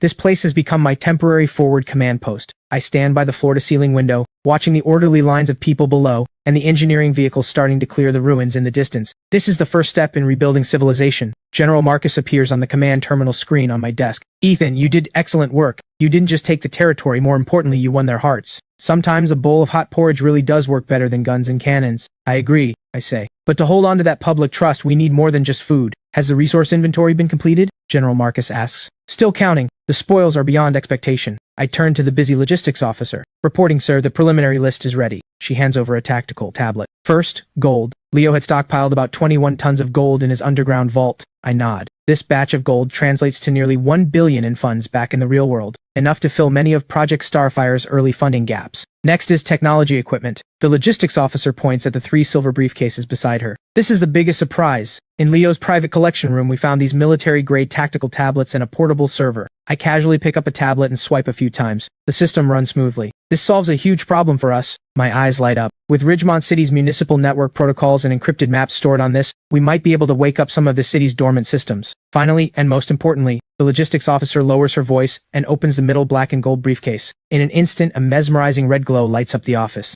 Crystal cores, all the high-grade stock the Vortex Syndicate has scraped together over the years, is right here. Inside the case are over 30 blood-red Tier 2 crystal cores arranged neatly, along with over 400 Tier 1 ones. High-purity energy source detected, Tier 2 biocrystal cores detected, quantity, 32. Tier 1 biocrystal cores detected, quantity, 415. Estimated convertible energy, 4,800 points from Tier 2, plus 4,980 points from Tier 1. Current energy reserves, 9,780. I look at the system data flashing across my retina, my breath catching for a moment. Nearly 10,000 points. Taking down one regional warlord just covered 90% of the energy needed to upgrade to level 3. With such a massive energy reserve, I'm officially loaded. I can open the matter transport channel without hesitation, bringing heavy equipment through non-stop. I can freely use spatial anchor relocation, bringing the fires of war to any enemy's doorstep. Beyond all this, we also found something in Leo's computer. The logistics officer pulls up a blurry satellite map. This is a faction distribution map of Ridgemont City and its surroundings, with 2 extremely critical coordinates marked. She points to a red dot on the edge of the map. The first is Lighthouse Camp on the west side of the city. According to the notes, a large number of pre-apocalypse scientists are gathered there, with relatively complete industrial production capability. My eyes flicker. That is Sophia's home. And the second? The logistics officer moves her finger toward the center of the city, to a region covered in crimson. The second is Ridgemont Central Hospital. The Vortex Syndicate marked it with a giant skull symbol on the map and labeled it Forbidden Zone. But beneath that label, there's a small line of text. She enlarges the image and reads it aloud. Suspected location of Tier 4 mutant hive, crystal core reserves immeasurable. The office falls into brief silence. I look at the crimson skull marking, as if I can feel the terror radiating through the screen. A Tier 4 hive. If a Tier 2 crystal core provides 150 energy points, then a Tier 4. Looks like our next target is now clear. General Marcus breaks the silence on the other end of the screen. But before that, we need to digest the gains from this operation. Steady steps, advance with care.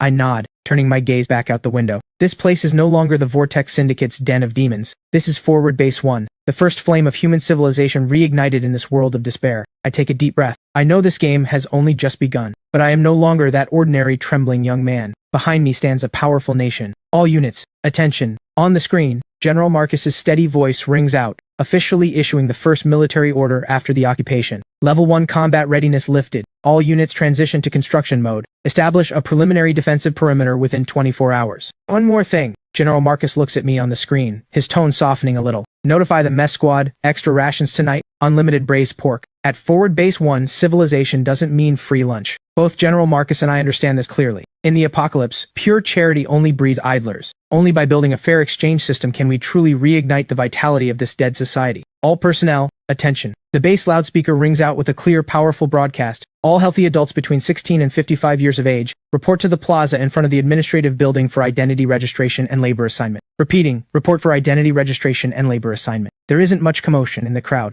Their only worry is whether the new masters will exploit them worse than the Vortex Syndicate did. Sam blends into the crowd, anxious. He used to be a veteran engineer at the water plant. A man in his 50s, during the Vortex Syndicate's rule, he barely kept his life thanks to his technical skills, but he was only surviving, nothing more. Sam, what do you think they'll have us do? They wouldn't use us as bait for zombies, would they? A young man beside him whispers. Don't talk nonsense. Sam glares at him. Have you ever seen bandits hand out fresh clothes to slaves? The line slowly moves forward. Name. The registrar is a young soldier wearing a black tactical exoskeleton, his tone calm and professional. Sam, I'm Sam. Sam stutters slightly. No need for formalities, stand straight. The soldier looks up at him. What did you do before? I was originally an engineer at this plant. Later, I repaired water pumps and generators for the Vortex Syndicate. Engineer? The soldier's eyes light up. He operates the device for a few seconds. Look at the camera. A gentle blue light scans Sam's iris. Identity profile created. Sam, age 52, senior technician. ID number 01T042. The soldier hands over a black rubber wristband. Put this on. This is your ID at the base. It's also your wallet and health monitor. Wow, wallet? Sam freezes. In the apocalypse, money has long become worthless paper. Exactly. The soldier points at the giant LED display in the center of the plaza. At Base 1, we don't use old world currency, and we don't run a slave system either.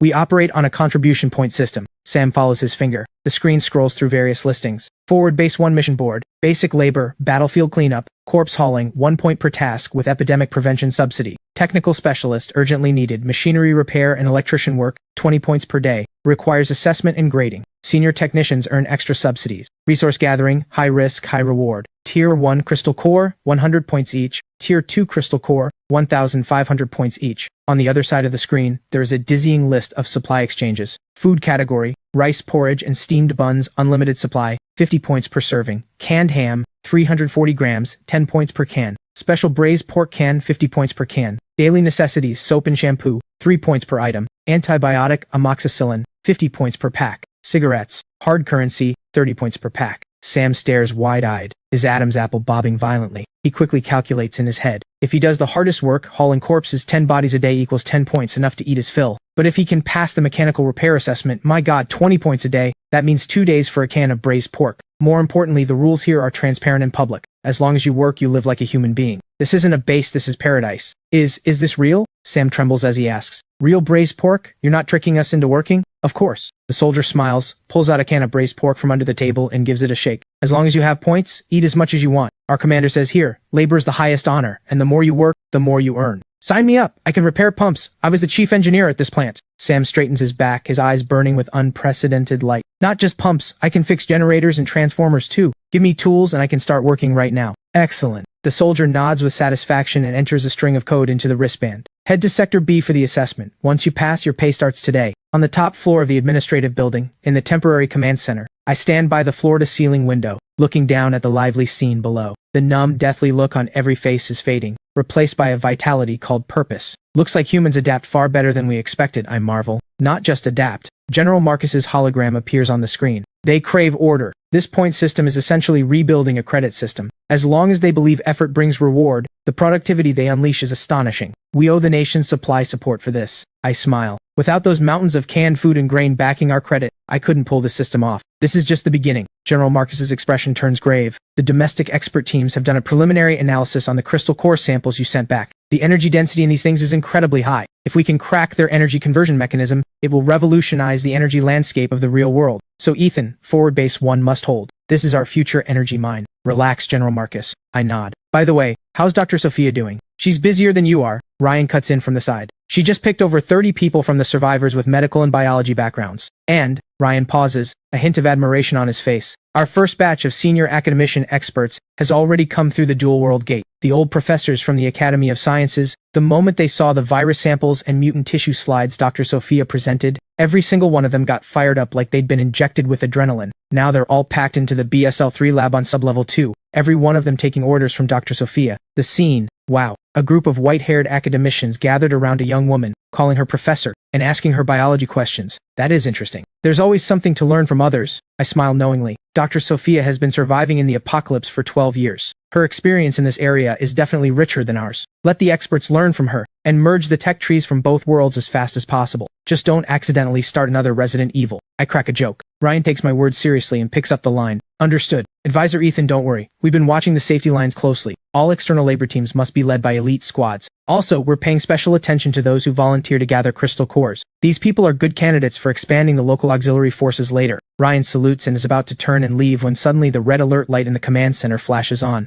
A radar operator jumps up. Reporting. Surveillance radar has detected an abnormal signal. Ryan and I turn at the same time and stride quickly to the electronic map. Direction due west. Distance 5 kilometers from base, approaching our position at high speed along the old highway. The operator brings up the drone's real-time reconnaissance feed. On the screen, a small convoy of 3 modified off-road vehicles and 1 heavy truck is racing down the abandoned road. Crude steel plates and spikes are welded all over their frames. The west? My brow rises, my gaze locking onto a red-marked area on the map. That's the direction of Lighthouse Camp. Yes, Ryan zooms in to confirm identity. It is a convoy from Lighthouse Camp. Judging by the way they're driving, they're not on a march. They're running for their lives. On screen, the convoy is swerving erratically, as if something is chasing them. Whatever they're coming for, I tighten my grip on my teacup. Since they are coming, we should welcome them properly. Just that we don't know if they're friends or foes. Neighbors are at the door. We need to set the tone. Ryan's expression turns solemn as he steps forward. Advisor Ethan, leave the defense deployment to me. Since this is our first official contact, we must show our hardest fist. I'll position those 2 Type 99A tanks right at the front gate. The IFVs deploy on both flanks. Since they're coming, we must make them understand who calls the shots here. The first step of diplomatic contact is to show your fangs. We need to teach these neighbors how to speak properly. Good. With you guys here, I'm at ease. On sublevel 2 of forward base 1, just 48 hours ago, This place was a blood-soaked forbidden zone under the Vortex Syndicate's rule. But after my engineering company's round-the-clock decontamination and renovation, it has become the most precise location in the entire apocalypse. The BSL-3 Biosafety Lab. The heavy airtight door slides open, and I step into the core area in a sterile suit. The grim stench is gone, replaced by top-tier research equipment urgently shipped in from the real world. Over a dozen precision instruments hum softly, and the first batch of academician experts urgently dispatched from the Academy of Sciences are gathered around Sophia. Dr. Sophia, look at this sample's RNA transcription process. Could it share some similarity with the flu virus? Dr. Sophia, about the metallization reaction in Ravager muscle fibers, I have a new hypothesis. Sophia's exhaustion is hard to hide, but she is in a state of unprecedented fervent focus. Professor Hayes, that RNA fragment is a trap. The Zet virus has powerful camouflage. Run reverse transcription one more time. She doesn't even look up as she operates the electron microscope.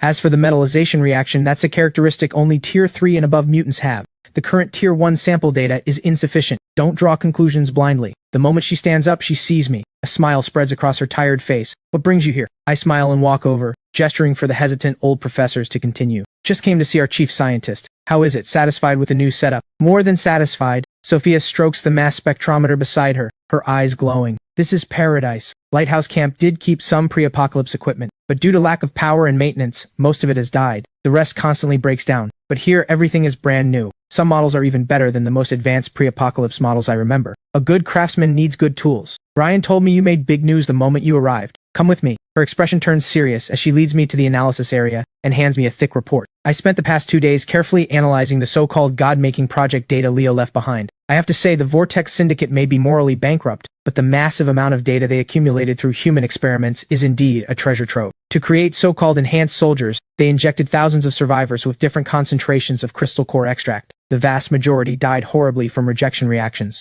But while analyzing the death records, I discovered a strange phenomenon. What phenomenon? I opened the report. The words perception failure, circled prominently in red, immediately catch my eye. Look at this test subject A302. In the surveillance footage, a man covered in lesions collapsed inside a zombie containment cage, yet the frenzied zombies around him acted blind and simply ignored him. Seeing this, a massive shock seizes my heart. My pupils contract. Invisibility? Not visual invisibility, it's olfactory and sensory blackout. Zombies hunt primarily by smell, locking onto the specific pheromones living organisms emit, followed by hearing. In the 30 minutes before that test subject died, a certain metabolic byproduct in his body neutralized this scent of the living. Leo and those fools were only chasing strength enhancement, so they considered this subject a failure and disposed of him. They had no idea they threw away the real miracle. Sophia shakes a spray bottle filled with pale green liquid. I extracted that special enzyme, used the gene editing technology you provided to remove the toxic fragments that cause cellular collapse, and used Tier 1 crystal core powder as a stabilizer to synthesize this. I call it Mist 1, a zombie pheromone camouflage spray. Just spray it on, and for 30 minutes you'll be completely invisible to ordinary zombies' senses. I take the cold spray bottle. In this apocalypse, pheromones that can bypass zombie tides are basically a walking cheat code, and more importantly, an ultimate lifesaver built on countless lives. Effects tested? I suppress my excitement. Already conducted live tests in the isolation zone. In the video, a Special Forces soldier sprays the agent and walks among zombies, and the bloodthirsty zombies don't react at all. Effective radius about 3 meters. Duration 30 minutes. However, there are limitations. Against Tier 2 and above mutants, the effect drops significantly because they've evolved sharper visual and auditory perception. Second, no active attacking. The moment you make a violent motion or fire a weapon, the camouflage breaks. That's enough. I grip the vial tightly. Enough for our search teams to penetrate the city center. Enough to take us into death zones we wouldn't have dared to dream of before. Sophia, you've made a major contribution. I stare at her gravely. If this can be mass-produced, it's worth no less than an armored division. Mass production still needs time. Current crystal core reserves aren't enough. And to improve its effect on high-tier mutants, I need more data, especially live data on Tier 2 mutants. Data will come, crystal cores will come too. My tactical terminal suddenly buzzes, and the intel on it makes my expression cold. What's wrong? The communications team just used the municipal network protocols left by the Vortex Syndicate to restore shortwave communications monitoring around the city. I walk to the electronic map on the wall. 10 minutes ago we intercepted a distress signal. The signal is weak, intermittent, broadcast on open frequency. The code identifies it as from Lighthouse Camp. Sophia rushes to the map, eyes locked on the screen, her voice trembling. Lighthouse, what's happened to them? What does the distress say?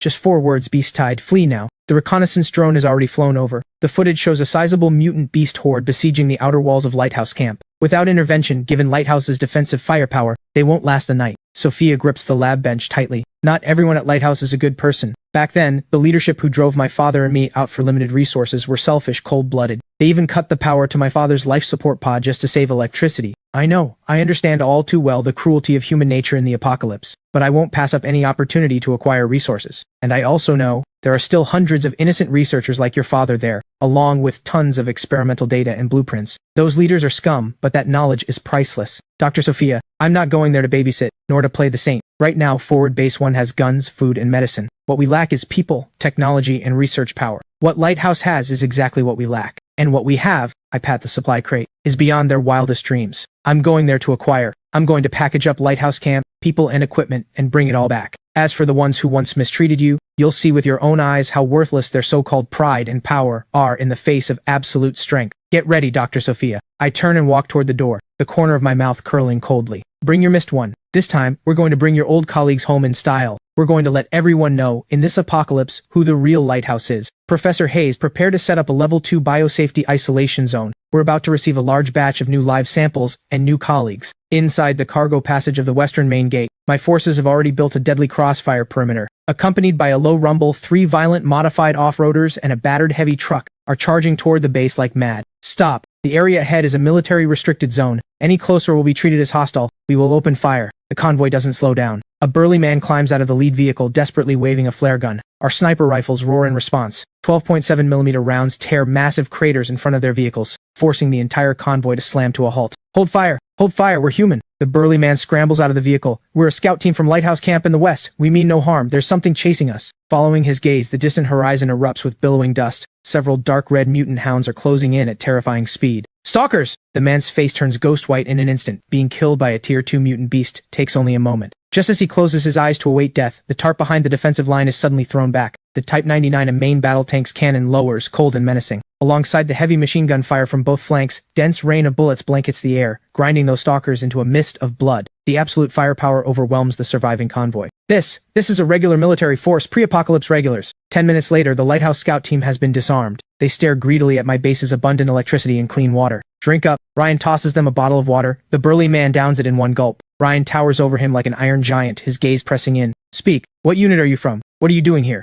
And why is there a tail on your ass? My name is Mason, Deputy Chief of Lighthouse Camp's security team. We were originally sent out on reconnaissance. We heard the Vortex Syndicate was wiped out, and our chief sent us to see which big shots took over this place. We didn't expect a real big shot. Cut the crap. Ryan snaps. Get to the point. What's the deal with those stalkers just now? Fear crawls across Mason's face again. Beast tide. The western mountains erupted. We don't know why, but mutant beasts that usually hide deep in the mountains all suddenly came surging out. Not just stalkers, but brutes too. And someone even saw a dragon in the sky. A dragon! I suddenly cut in, stepping forward. Ryan instinctively retreats half a step. This formation makes Mason's heart skip. A roteworm. Sophia approaches holding a tactical tablet. Ethan, he's telling the truth. We just reconfirmed the signal source. Lighthouse Camp has indeed been surrounded. Those stalkers chasing them were probably just outer scouts. Dr. Sophia, you're alive? Mason gasps. What, very surprised? Mason, when you helped drive my father out of the lab, you were the one leading the charge at the door. Mason avoids her gaze, not daring to meet the eyes of this woman who now controls the situation. I stare at him coldly, weighing this deal that could double our strength. Save the reunion for later. So you escaped? More like broke through. Before the camp was surrounded, the chief sent several convoys in different directions to seek help. We were lucky enough to break through, but those beasts spotted us and chased us all the way here. Commander Ethan. Mason drops to the ground with a thud,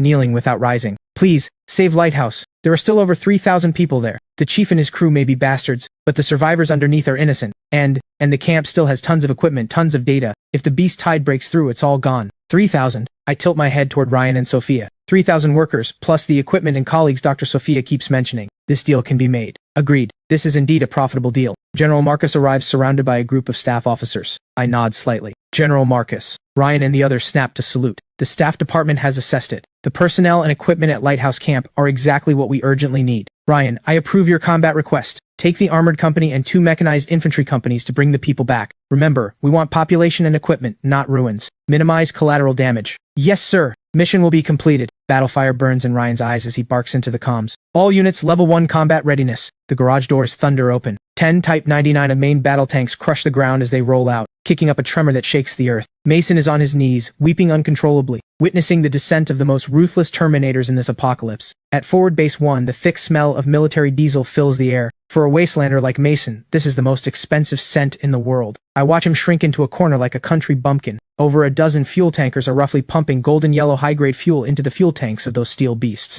The overflow dripping makes his heart ache. In an apocalypse where even cheap biodiesel is counted by the drop, My soldiers casually discarding half a barrel of gasoline violently shatters his worldview. Such a waste, so extravagant, he mutters in a daze. Is this what national power looks like? Mason, stop standing around. Get in. The window of the assault vehicle rolls down. Ryan, wearing tactical sunglasses, coldly looks down at him. You're the guide. Get in the lead vehicle. Yes, sir. Mason snaps to attention and climbs into the armored vehicle. All units attention. Ryan's deep voice cuts into the all-channel comms. Target, due west, Lighthouse Camp, 25 kilometers. Operation codename, Daybreak. Move out. The earth trembles violently. 10 Type 99, a main battle tanks form the spearhead, with 20 Type 04 infantry fighting vehicles on both flanks. I sit inside the command vehicle, watching this dragon of steel belch black smoke as it rolls through the base gates. 12 years of apocalyptic ruins choke the streets, but our armored tide doesn't need a detour. Obstacle ahead. Approximately 50 abandoned cars blocking the intersection. The lead vehicle observer reports crisply. Ram through. Ryan orders, copy that. The 1,500 horsepower engines roar. Tanks weighing dozens of tons charge forward like bulldozers. Abandoned cars are crushed under the treads into twisted scrap, forcibly carving a bloody path. The violent noise instantly disturbs the city's dead silence. Thousands of zombies pour out from the side alleys like a black tide, charging straight at the convoy. Commander, zombie tide! It's a zombie tide! Mason's ghostly pale shout bursts through the comms. Stop the vehicles! We need to take defensive positions in the buildings! What's there to panic about? Sophia, in the same vehicle, looks at her tactical tablet, her tone cold as ice. Watch closely. No need for the main guns. The IFVS 30mm autocannons and heavy machine guns instantly unleash a net of death. The charging zombie tide shatters and falls like wheat before a scythe. Large caliber rounds blast approaching rotters apart. The treads grind ruthlessly over the blood-soaked ground. The sound of crushing bones is hair-raising. The zombie horde becomes nothing more than ants beneath a steamroller. This is it? Mason slumps back into his seat. 12 years of carefully calculated survival philosophy comes crashing down. This is the gap, Mason. Sophia looks out at the long, bloody journey. We used to be surviving. They're conquering. 2 hours later, I sit inside the command vehicle as the convoy speeds west. The smell of gunpowder thickens in the air. On the distant horizon, the lingering glow of tracer rounds tearing through the sky can still be seen. There. Mason points at the fortress ruins built into the mountainside ahead, his voice trembling with fear. That's Lighthouse. The situation is far more brutal than imagined. The sturdy high-voltage perimeter wall has been blasted with breaches. Dense swarms of mutant beasts are pouring into the camp. The massive body of a brute hammers relentlessly at the main gate. The defender's line is on the verge of collapse. Looks like we arrived just in time. I lower the binoculars coldly and press the all-channel tactical comms. All units attention. March mode off. Switch to combat formation. Target beast tide ahead. Mission leave none alive. Open fire. 10 Type 99 tanks 125mm smoothbore cannons roar in unison, their barrels uniformly pointing at the beast tide in the darkness. This is a greeting from humanity's peak industrial civilization. Boom. Inside Lighthouse Camp, hell has already broken loose. Through the drone footage and intercepted communications frequencies, we can clearly hear the desperate screams inside. We can't hold it. The east wall has collapsed. Stalkers are inside. Where are the heavy machine guns? Why aren't they firing? Out of ammo. The last box of bullets ran out 5 minutes ago. On the command post rooftop, Camp Chief Warden stares fixedly at the beast horde slaughtering survivors like a tide. His knuckles are white from gripping his empty gun too tightly. It's over, he murmurs. In his field of vision, thousands of mutants flood the defensive line. With a thunderous crash, the last steel gate is smashed open by a brute. Run! The monsters are inside. Cries of desperate collapse erupt from all directions. Stalkers tear out the throats of guards at will. Warden gives a bitter laugh. If, at that moment, he hadn't driven her away for the sake of that equipment, perhaps, a massive mutant beast charges at him, trampling over corpses. He squeezes his eyes shut, raises the empty pistol, and awaits the end of death. Boom! A 125mm high-explosive shell suddenly explodes at the foot of the mountain. The giant beast and Warden's despair both vanish into a burning mass of rotted flesh and pulverized blood mist. The earth-shaking explosion drowns out every sound of biting. What is this? He opens his eyes in shock. 10 Desert Camo Type 99 main battle tanks and 20 IFVs grind through the ruins, rolling onto the battlefield like mobile steel fortresses. Tracer rounds from the 30mm autocannons precisely plow furrows of flesh and blood through the beast tide. Stalkers attempting to counterattack are blown apart in midair by machine gun bursts. This isn't tactics, this is pure dimensional warfare. Thermal lock, fire control radar sweep. The frenzied tide, once capable of destroying an entire camp under modern firepower coverage, is utterly erased in just 10 minutes. All that remains is a layer of charred remains and pungent gun smoke. Warden's legs give out. His sidearm clatters to the ground. He stares blankly at the red flags fluttering on the tank turrets, then suddenly breaks down in tears. Regulars! It's regulars! The nation hasn't forgotten us. The nation has come to save us. Under the cover of guns, I step out of the assault vehicle in a black light protective suit, walking over the blood-soaked debris on the ground. The nausea of first stepping into hell is completely suppressed by the cold iron tide behind me. I take the loudspeaker, my cold voice echoing through the silent dead zone. This is Project Starfire Rescue Team. I am Ethan. On behalf of Project Starfire Rescue Team, we are now taking over this place. I raise my head, my gaze cutting through the smoke, locking precisely onto the trembling figure of Warden on the rooftop. Chief Warden, won't you come down and welcome your savior? Special forces quickly seal off every access point. In this apocalypse where life is worth less than grass, their cold weapons and hazmat suits become godlike salvation in the eyes of the refugees.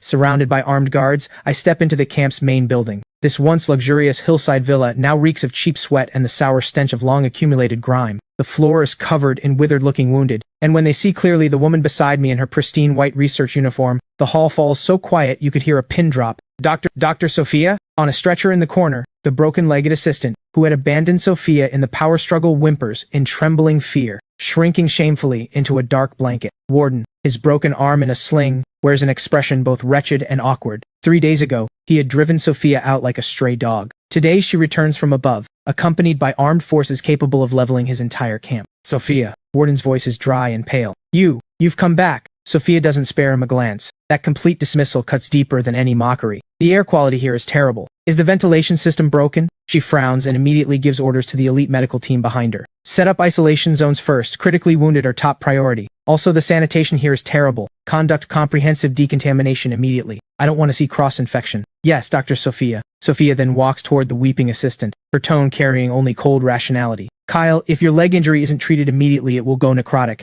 Take him to the medical area. Prepare for debridement surgery. Warden freezes in place. This woman has only ever cared about truth and life. His scheming for dominance is, in her eyes, nothing more than an insignificant maggot in a mud pit. Dr. Sophia. He tries unwillingly to reclaim some dignity. Chief Warden, I cut in sharply, stepping forward with the unbridgeable gap of a superior. Save the reunion for later. I point at the skeletal refugees around us. Right now, the top priority is food. I simply wave my hand. Several burly soldiers slam down heavy insulated containers. Clang. That single thud shakes the lid open. The piping hot aroma of rice porridge, the rich, oily scent of braised pork, instantly explode like a heavy bomb, ferociously drowning out every trace of the bloody stench in the room. Gulp. The sound of swallowing saliva rises in waves, sending chills down the spine. No one can resist instinct in the face of white porridge and real meat. To celebrate that Lighthouse Camp has been spared, and to celebrate Dr. Sophia's return home, I deliver the command like a gift to everyone. Tonight, unlimited century egg and pork porridge and braised pork cans. Eat all you want, no limits. Mad cheering instantly lifts the roof. Thank you, Commander. Thank you, Dr. Sophia. I quietly watch Warden. His pitiful authority crumbles along with the hot porridge. Chief Warden, no need to look so dejected. I walk up to him, flicking out a fresh premium cigarette with my fingertips. I light it for him. We're not bandits. We're here to cooperate. I have food, you have technology. You won't lose in this deal. He bites down hard on the filter, takes a deep drag. Smoke violently pierces through his lungs. The intense nicotine sends his nervous system into total collapse. He looks at the refugees fighting for food and the spotless Sophia, then surrenders bitterly. Let's cooperate. His voice is exhausted and hollow. Commander Ethan, whatever you've set your eyes on, take it. As long as we can live like human beings. I want more than just survival. I lean in coldly, every word cutting to the bone. I want to rebuild civilization, and Lighthouse Camp's technology is one of the cornerstones of rebuilding civilization. Follow me, and you'll no longer be rats hiding in holes. You'll be heroes who rebuild this world. Those words strike his extinguished ambition like a thunderbolt. Warden's body straightens. Show me, Chief Warden. I point toward the underground entrance leading to the BSL-4 lab. Let me see what good things you've hidden away. Something Sophia can't forget. Something the Vortex Syndicate coveted so badly. He grits his teeth and crushes the cigarette butt under his foot. This way. Warden seems to have regained some of his backbone. While our fighting may be poor, when it comes to scientific research, Lighthouse Camp does have some real assets. Some of these things, even before the apocalypse, were absolute top secrets. After passing through 3 thick blast doors, the apocalyptic stench disappears, replaced by a faint scent of ozone. This is the former Ridgemont Biotech Institute's BSL-4 lab, also Lighthouse Camp's last stronghold. Warden enters the biometric verification code. The alloy doors slide open. Under the dim emergency lights, rows of precision instruments and culture tanks come into view.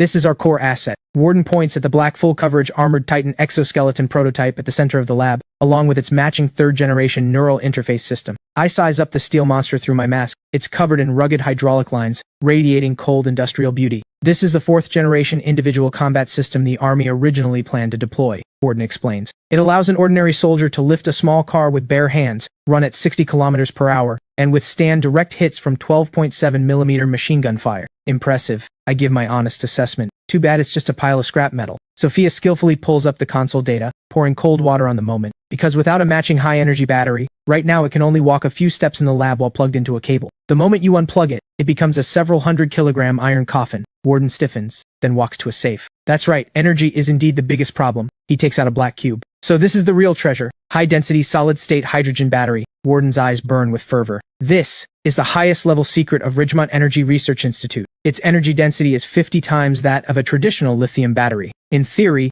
just this one battery can power Titan at full combat capacity for 6 hours. 50 times. My pupils contract. This means the real world's industrial logic will be utterly overturned. But, Sophia delivers another blow. You can't manufacture it. Yes, we can't, Warden admits bitterly. It requires extremely demanding conditions. A dust-free vacuum production line, massive and extremely stable power supply, and a complete rare metal refining industry chain. In today's wasteland world, you can barely find a single qualified screw, let alone anything more. Warden looks at me, his gaze carrying a desperate gamble. I smile. The harsh conditions he can't meet in the ruins are, for the nation behind me, precisely our area of expertise. Mr. Ethan, you possess supplies beyond our imagination, even some sort of miraculous shipping channel. He has clearly guessed something. I'm willing to surrender everything here, blueprints, samples, data, even all my research personnel. Warden draws a deep breath. In exchange, I hope to retain management rights over the Lighthouse Camp survivors. Of course, nominally we'll be your subordinate organization. You want to be a feudal lord? I cut him off with a half smile. No, I just want to secure a path of survival for my brothers in this chaos, and keep a bit of dignity for myself. After all, this technology was priceless even before the apocalypse.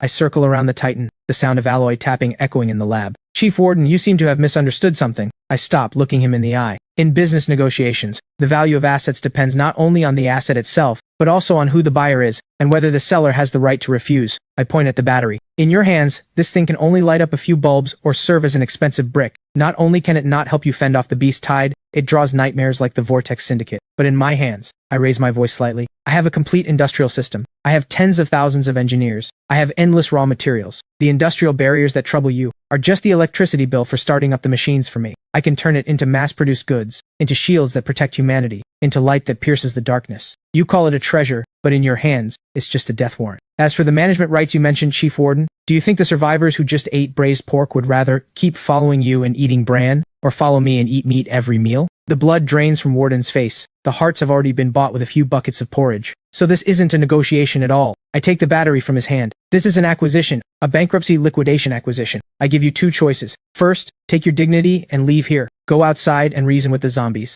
Second, merge unconditionally into Forward Base 1. You can take a position in our logistics department or personnel department. You'll lose the title of chief, but you'll have clean water to drink, hot food to eat, a safe bed to sleep on. And if you perform well, I can even give you a real, well-equipped squad of your own to fulfill your dream of protecting survivors. Aside from the hum of the servers, the hall falls dead silent. I choose the second. He hangs his head, as if drained of all strength. A wise choice. I casually toss the battery to Sophia. Dr. Sophia, these things are yours now. Get the data sorted as soon as possible. We're taking it all home. Through cross-dimensional communication, the Real World's Academy of Sciences Professor Hayes is almost ecstatic on the other end of the screen. Genius! An absolutely genius design. How so, Professor? I ask, fiddling with the sample. Ethan, do you know what this means? Professor Hayes points at the structural diagram, his voice trembling. Before this battery existed, humanity's energy storage technology was practically still in the Stone Age. Whether lithium batteries or graphene batteries, they fundamentally couldn't break through the limits of chemical energy. But this battery uses a special crystal structure to solidify hydrogen atoms in metallic form within the lattice. This isn't just a battery. This is essentially a miniature, safe hydrogen energy reservoir. Its energy density reaches an astonishing 5,000 watt-hours per kilogram. What does that mean exactly? The best current military lithium battery is only around 300. This is more than 10 times stronger than what we have. Didn't Warden say 50 times earlier? He probably compared it to their pre-apocalypse energy system,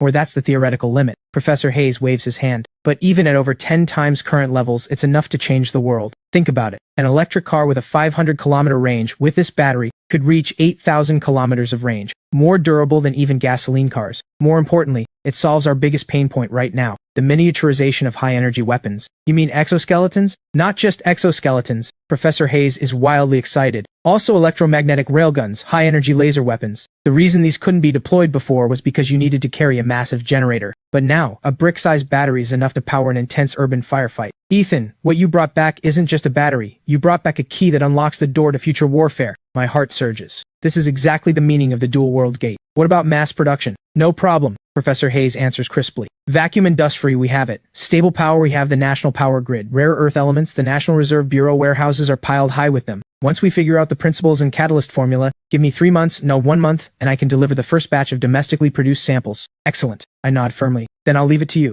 After disconnecting, Sophia is still busy at work. I look at her. Looks like your dowry is quite rich. Don't celebrate too early. The battery is just the power source. The real treasure is this. She points at the Titan being disassembled. Do you think an exoskeleton is just a few steel plates and motors? Massive code begins streaming across the screen. This is the crystallization of a complete industrial system. Sophia's eyes shine. To drive this beast, Ridgemont scientists developed a matching carbon-based chip architecture, with computing power 10 times that of current silicon-based chips, and extremely low power consumption. To make it as flexible as human limbs, they wrote a third-generation neuromorphic AI. This is a true prototype of artificial intelligence. And this holographic tactical visor, it requires not just microprojection technology, but also the real-time battlefield awareness algorithm behind it. All this code is just sitting quietly on the server hard drives. I realize I'm bringing back an entire military-industrial chain. Then move all the equipment and people back. I wave my hand broadly. What Ridgemont can't make, we make in our world. What our world can't make, we mine and refine here, then bring it back. Two-world complementarity, there's nothing we can't handle. Ryan walks into the lab at this moment. Sir, the relocation operation has begun. After reporting the transfer progress, his expression turns serious. However, while clearing out Lighthouse Camp's warehouse, we found something else. A large stockpile of sealed serum 2.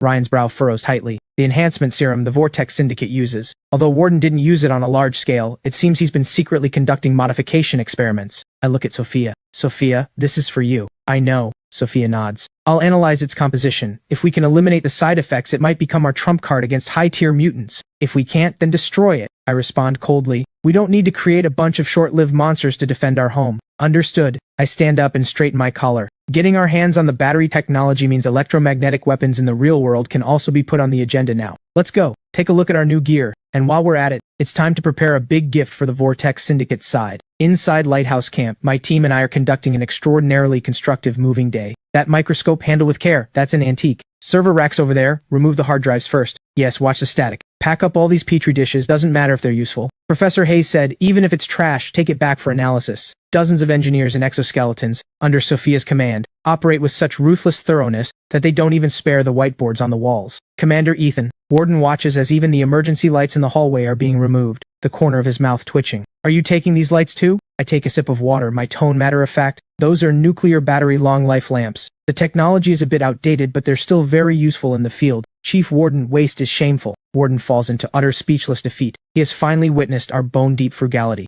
2 hours later, the heavy loaded convoy departs from the ruins. The survivors lean against the windows of the modified buses, their eyes uneasy. Where are we going? Don't know. I heard it's some forward base 1. Hope there's hot food. When the high walls and brilliantly lit forward base 1 come into view, the buses erupt with suppressed cries of awe. Oh my god, they have electricity! Are those searchlights? Aren't they afraid of attracting zombies? Look, those are vegetable greenhouses. What greets them isn't gun barrels, but food crates. Everyone off the bus, follow the instructions to undergo decontamination first. After washing away 12 years of radiation dust, changing into training uniforms, and holding steaming wheat-steamed buns and braised pork stewed with potatoes, these wastelanders' psychological defenses completely collapse. It's meat. Real meat. I thought I'd never eat wheat flour again in this life. Mommy, this water is sweet. Warden huddles in a corner with a meal tray, watching his subordinates devour the food and the clear eyes of the people at our base. Lost, he picks up a piece of braised pork, swallowing his ambition along with the meat. I lost completely, fair and square. Inside the base command center, I listen to reports in front of the monitors. The hearts and minds work is going smoothly. The aide reports to General Marcus. After initial screening, a high percentage of these survivors are research personnel. Among them, 35 hold senior academic titles, over 120 are mid-level engineers, and nearly 200 are skilled technical workers. Most importantly, the biology and mechanical engineering experts we desperately needed are all here. They are all precious. Excellent. General Marcus nods. Notify Dr. Sophia to assign them to work positions as soon as possible, especially those electronic specialists. Have them work with Professor Hayes to thoroughly digest the data on that server first. Yes, sir. Sir, we've got a situation. Commander Levi cuts into the comms, his face hardening. A perimeter sentry just reported. While the convoy was returning, they felt tremors in the ground. Tremors? Were they caused by the tanks? Doesn't seem like it. The frequency was very low, and it came from deep underground, like something massive turning over. An electronic map suddenly flashes through my mind. Directly beneath the city center lies that legendary hive. Could this relocation have disturbed it? Heighten alert, General Marcus orders gravely. Radars to full power, double drone patrol range. The moment anything abnormal appears, sound level 1 combat alarm immediately. Yes, sir. Meanwhile, in the real world, a classified underground command center in the capital. Professor Hayes, eyes bloodshot, carries a black case as he stands before this group of senior leaders whose words alone could shake international politics. Sir, distinguished members, after 48 hours of cross-verification by 3 teams from the Academy of Sciences, I can now responsibly report to the organization. We have obtained the key to the future. In the dead silence, the senior leader at the head seat speaks slowly. Professor Hayes, you are a hero of the nation and a giant of the scientific community. We need data, not adjectives. Yes, sir. Professor Hayes straightens his back and lights up the big screen. This is Sample 01, the solid-state hydrogen battery Ethan brought back from the other world's Lighthouse Camp. Energy density, 5,000. This is not just a number. It means if we install it in our submarines, our conventional submarines can run unlimited like nuclear ones. If we install it in our tanks, our armored units will no longer need accompanying fuel tankers. If we install it in our drones, our swarm can circle the Earth 3 times without landing. And this is just the tip of the iceberg. The screen switches. This is the carbon-based chip architecture Dr. Sophia organized and transmitted back. Although we don't yet have the lithography equipment to manufacture it, its design philosophy is 2 full generations ahead of our current silicon-based chips. If we can master it, the chip stranglehold the West has placed on our nation for 30 years will be completely history. And this exoskeleton's neuromorphic control algorithm, this holographic imaging core logic, the entire conference room erupts. Verified? The senior leader taps the table. Verified. We use that battery to power a high-energy laser in the lab. It effortlessly burned through 10 layers of tank armor plate, and the battery only lost less than 1% of its charge. The senior leader turns to General Marcus on the video link. General Marcus, what is Ethan's stance? Reporting, sir. General Marcus speaks gravely. Ethan's position is clear. Hand it all over to the nation. He has only one request. He hopes the nation can use these technologies to form combat capability as soon as possible, then feed it back to the other world, because the threat there may far exceed our imagination. The senior leader sweeps the room with his gaze. Everyone, what heaven gives, if not taken, will turn to misfortune. Since Ethan has placed this earth-shaking fortune into our hands, we must not only catch it, but turn it into the sword that defends our nation's rejuvenation. I propose establishing the Apex Tech Group as a cover, led by Professor Hayes mobilizing the full power of the nation to concentrate on reverse engineering the otherworld technology. Second, elevate Project Starfire's classification to the highest level. Aside from those present and directly involved personnel, anyone attempting to inquire about it will be charged with treason. Third, I approve the dispatch of additional engineering corps and special forces brigades to forward base 1. Ethan is right. We must pursue 2-world complementarity. Experiments Earth cannot conduct, we do over there. Supplies they lack, we provide. People for people, money for money, guns for guns. The senior leader rises abruptly. This time, we will show the world what our nation's speed truly means. Across the ocean, at a certain intelligence agency headquarters. Sir, something feels off. What is it? That Eastern nation's energy network and logistics system have recently shown some unexplainable fluctuations. They've mobilized large quantities of strategic-level materials, special alloys, rare earths, high-grade cement, even some sealed military equipment. But these supplies haven't flowed to any known national key project. They didn't go to aircraft carrier construction, nor to the Northwest launch base. Their endpoint seems to be converging on a southern coastal city. But after that, like clay oxen into the sea, all traces vanish. And the civilian power grid load in that area hasn't shown significant increase. Instead, encrypted communications on certain military fiber optic cables have surged by 300%. Strange. Director Marshall narrows his eyes. This silent large-scale mobilization gives him a sense of extreme danger. Are they building some secret underground defense fortifications? Or developing some new weapon that requires massive resources? Whatever they're doing, keep a close eye on them. Director Marshall puts down his coffee cup, his tone icy cold. Activate our sleeper agents over there. Tell them, at any cost, even if they can only get a scrap of paper, I want to know what our nation's people are hiding. Half a month later, Seacliff High-Tech Development Zone. A large industrial park that had been shut down for half a year due to a broken capital chain has been completely revived in these 2 weeks. Deep at night, countless military-plated heavy trucks roar in. Armed police with live ammunition seal off the intersections. The park has even been upgraded to a temporary no-fly zone. In front of the core office building, workers just hung up a brand new plaque. Apex Tech Corporation. No ribbon cutting, no media. This company destined to change the world order is founded in eerie, low-profile silence. On the top floor of the office building, as Project Apex's executive director, Daniel watches the busy scene below. The coffee in his hand has long gone cold. Director. The young secretary pushes the door open with a thick stack of files in her arms. The first batch of raw materials has been stocked. Special titanium alloy, 300 tons.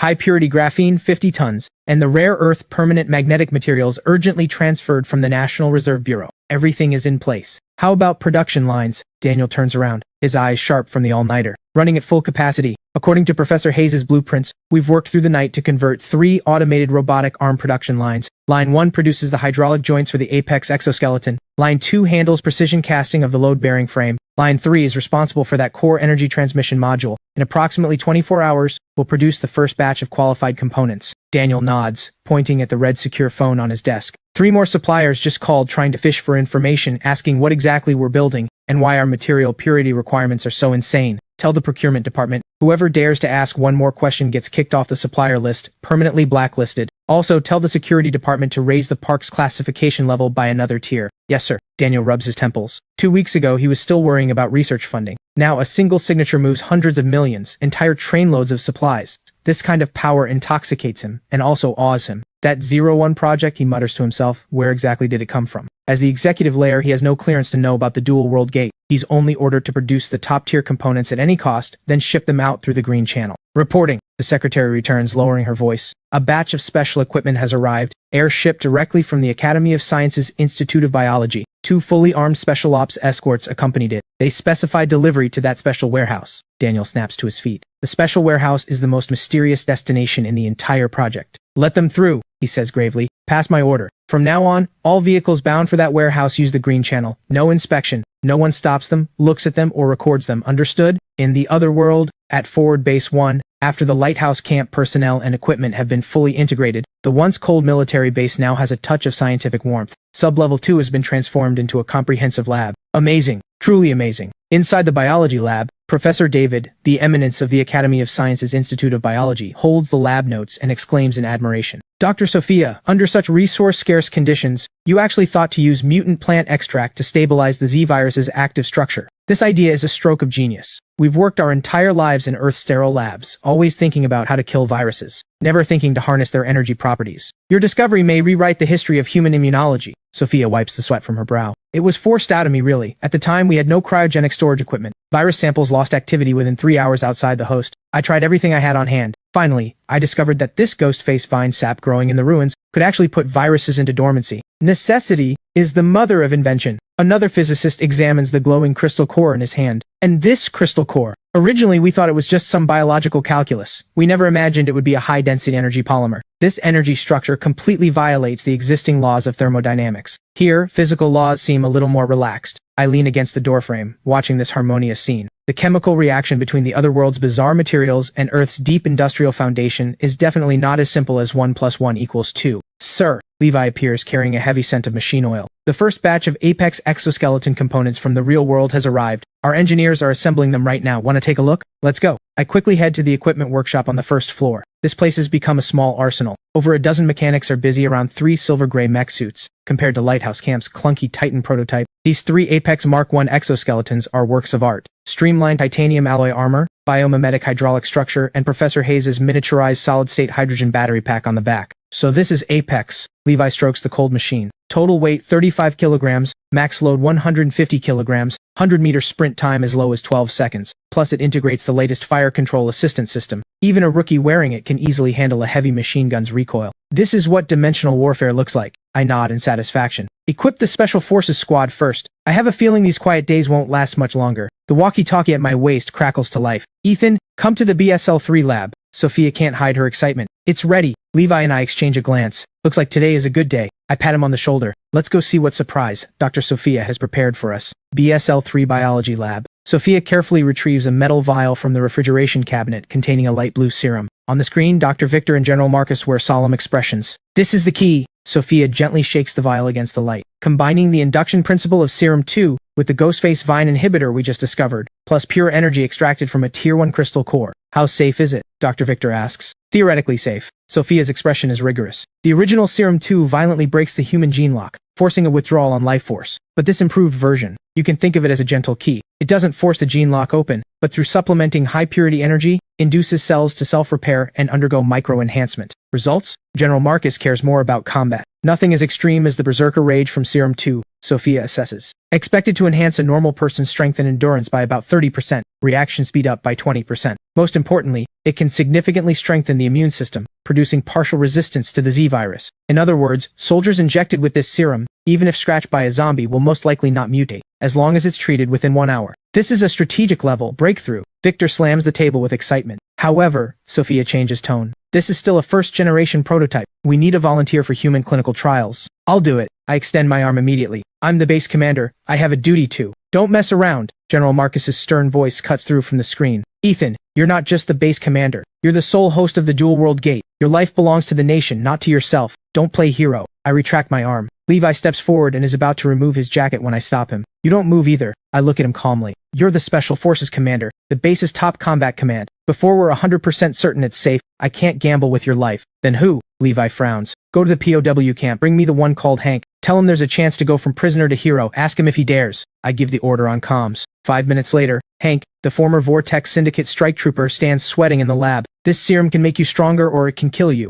I stare at him. getting straight to the point. If it succeeds, you become an official combatant of Forward Base 1, with double point treatment. Past offenses forgiven. If it fails, we'll erect a monument for you. Hank's Adam's apple bobs violently. The massive temptation conquers his fear. Sir, I'm in. He hardens his resolve, sits on the test bench. If I die, I'll be born again in 18 years. Begin. The cold needle pierces his vein. Halfway through the injection, Hank lets out a piercing scream. His entire body's muscles spasm violently, veins bulging like writhing fire dragons. Heart rate 160, blood pressure off the charts. Sophia clenches her fists. His physical condition is below Levi's, the reaction is more intense. Hold him down. Special Forces troopers pin his limbs down hard. He foams at the mouth. 10 minutes of agony like hellfire, until the convulsions stop. He collapses like wet mud, his whole body flushed red. Heart rate dropping, body temperature normal. Sophia exhales a long breath. Success! Hank opens his eyes. The world becomes exceptionally clear. The weakness from hunger is filled in by raw power. I can feel it. He suddenly sits up, instinctively clenches his fist. Boom! The stainless steel armrest is crushed flat. Holy shit! He scares himself stupid. Strength enhancement about 40%. Sophia glances at the data. Possibly because his baseline was weaker, the enhancement margin is actually more pronounced. Good. I look at the dazed Hank. Congratulations, you won your gamble. From now on, you're part of the Project Starfire Special Forces unit. Thank you, sir. He drops to his knees in excitement, kowtowing furiously. But at that exact moment, a violent tremor shatters the beakers on the table. Alert! Ryan roars urgently over the broadcast. Underground defense wall breached. Repeat, underground defense wall breached. Something has tunneled in. Damn it, right beneath the armory. My expression changes drastically. The armory is the base's lifeline. Looks like our guest can't wait. I grab the walkie-talkie, my eyes ice cold. Levi, take your Special Forces team. Suit up in the new gear. Hank, now that you've taken the rewards, it's time to earn them. Yes, sir. Levi radiates killing intent as he latches on his helmet. Hank grabs an engineering shovel, savage light flashing in his eyes. Sir, relax. Anyone who dares touch our armory, I'll tear them apart. In the corridor outside the underground armory, a 2-meter diameter hole has been ripped open at the base of the sturdy defense wall. From deep inside, the teeth-grinding sound of claws scraping rock echoes out. All squads, attention, establish fan formation. Shield bearers in front, firepower group behind. Levi in the silver-gray Apex Mark I calmly issues orders. This mech, combining otherworld energy with Earth industry, exudes a heart-pounding sense of power. 12 Special Forces troopers quickly seal off the corridor, rifles steadily aimed at the hole. I'm ready too. Hank, now injected with a gene serum, runs over panting, carrying a giant hydraulic plier weighing 25 kilograms, yet wielding it as lightly as a kindling stick. Don't act rashly. Hold the right flank's dead zone. Levi glances at him. Yes, sir! Hank swallows hard. His feral instinct tells him, whatever's in that hole is more dangerous than any zombie. Deep inside the hole, dense crimson light points flicker to life. Thermal imaging shows large high-energy biosignatures. Count 30 plus. 3 seconds to contact. 2. A black shadow shoots out like lightning, charging straight at Levi at the front of the line. It's a long, lean creature with no facial features. Its arms have mutated into massive bony claws. Hold steady. Let it get close before firing. Levi roars. The mech instantly sinks down into a defensive stance. The claws strike fiercely against Levi's crossed arms. The massive impact cracks the ground beneath, but he doesn't retreat a single step. Is that all you've got? Get the hell out. Power output at maximum. Levi's right fist erupts like a cannonball. With a crack, the creature's chest caves in. It's blasted straight back into the hole. Now, suppressing fire. The metal storm woven by 12 rifles instantly pours into the hole. With exoskeleton assistance, assault rifles fire on full auto without recoil. Night Stalkers that show their heads get riddled with bullets instantly. Die! A trooper sweeps fire with one hand, reloads with the other. A few stray creatures dart up to the ceiling, trying to bypass the frontal firepower. Right side, on the ceiling! Levi shouts a warning. Leave it to me! Hank moves. Like a raging bull, he swings the massive hydraulic plier with all his force. The creature's head bursts apart in midair like a rotten watermelon. Another creature slices a deep gash into Hank's body armor, blood streaming out. But with his pain perception dulled by the gene serum, Hank backhandedly crushes the creature's throat, snaps its spine with the plier. Haha! Sweet! The battle lasts 15 minutes, until no more shadows charge out of the hole. The gunfire gradually subsides. Corpses pile up like mountains. Black blood reaches over the ankles. Ceasefire, stay alert. Levi raises his fist. His mech is covered in scratch marks. Reload. Provide cover. Levi activates scan mode, examining the creature corpses. No pain perception. Bone density 3 times that of regular zombies. Seems to live underground long term. Vision degenerated, but hearing and smell exceptionally sharp. Their claws have barbs, suitable for digging. These are Night Stalkers. Sophia's voice comes through the comms. I've seen this description in the Vortex Syndicate's archives. They're the Hive's scout units, specialized in digging tunnels and nighttime ambushes. Their appearance here means the Hive has locked onto our position, which means the mutant beast Tide's main force isn't far behind. Levi looks toward the bottomless hole. Seal the hole. He gives orders decisively. Engineering team, bring quickset cement, plug this hole up, and embed vibration-sensing mines in the walls. The moment they try to dig again, send them to hell. Yes, sir! I cut into the channel directly. Levi, how do you feel? Reporting, sir. Levi flexes his arm. Equipment performance superb. Total overwhelming superiority. Other than the cooling system getting a bit hot under sustained heavy load, no other issues. As for Hank, that guy is a born warrior. Ruthless enough, tough enough, lacks formal discipline, but in a chaotic brawl he's a great asset. Excellent. In the command center I issue a cold order. Clean up the battlefield. Extract the crystal cores. Don't waste a single one. Tell everyone this was just the appetizer. The main course is still coming. The alarm has just been lifted when piercing air defense sirens suddenly explode above the base. This is command. Radar detects large numbers of high-speed moving targets at the perimeter of the ground defense ring. General Marcus's grim voice comes through. They're probing our firepower blind spots. Repeat, they're probing the blind spots. Panic spreads. The Lighthouse survivors who just integrated into the base fall into utter breakdown. It's those monsters. They've followed us. It's useless. The walls can't stop them. They climb walls, dig tunnels. Shut up! A guard sharply silences them. Everyone stay in place. No running around. This is forward base 1, not your broken down camp. Searchlights wildly sweep the outer ruins. Dozens of agile shadows avoid the beams, tactically maneuvering through dead zones in search of a breach. Reporting. Sector C, position 3 spotted enemy traces. They're too fast to lock on. Reporting. Digging marks found beneath Sector D wall. They're trying to breach here. Inside the command center, General Marcus gives a cold smirk. First underground digging to draw our main forces, then ground troops to probe our air defense blind spots and reaction speed. These aren't wild beasts. This is an army. Sophia's face turns pale. They share a unified brain. These Night Stalkers are just its eyes and tentacles. If we can't take them all out at once, they'll keep coming to die endlessly until they figure out our cards. Want to see our cards? General Marcus's mouth curves into a cruel arc. Then let's show them what an ace in the hole really means. He grabs the comms. Ryan, activate area denial system. Fire all 5 flares, light up the sky, then let land shield warm up. Yes, sir. 5 flares instantly turn the night into day. The Night Stalkers approaching, the walls and the roteworms in midair have nowhere to hide. The base's massive turrets shed their camouflage. The latest close-in air defense and anti-missile system Land Shield 3000 makes its debut. 11-barrel 30mm rotary cannon. Rate of fire as high as 11,000 rounds per minute. Radar lock confirmed. Fire control data resolved. Die. Ryan slams the firing button. A blinding fire whip of high-density tungsten core armor-piercing rounds gushes out like the Reaper's scythe, sweeping precisely. The roteworms in midair don't even have time to scream. Within 5 seconds they're blown into clouds of pulped flesh. The fire whip presses down. The terrifying rate of 180 rounds per second shreds the ground Night Stalkers along with their cover into dust. In just 5 seconds of sweeping fire, all the probing creatures vanish, leaving only a ground covered in pulped flesh. The guns fall silent. The survivors stand slack-jawed,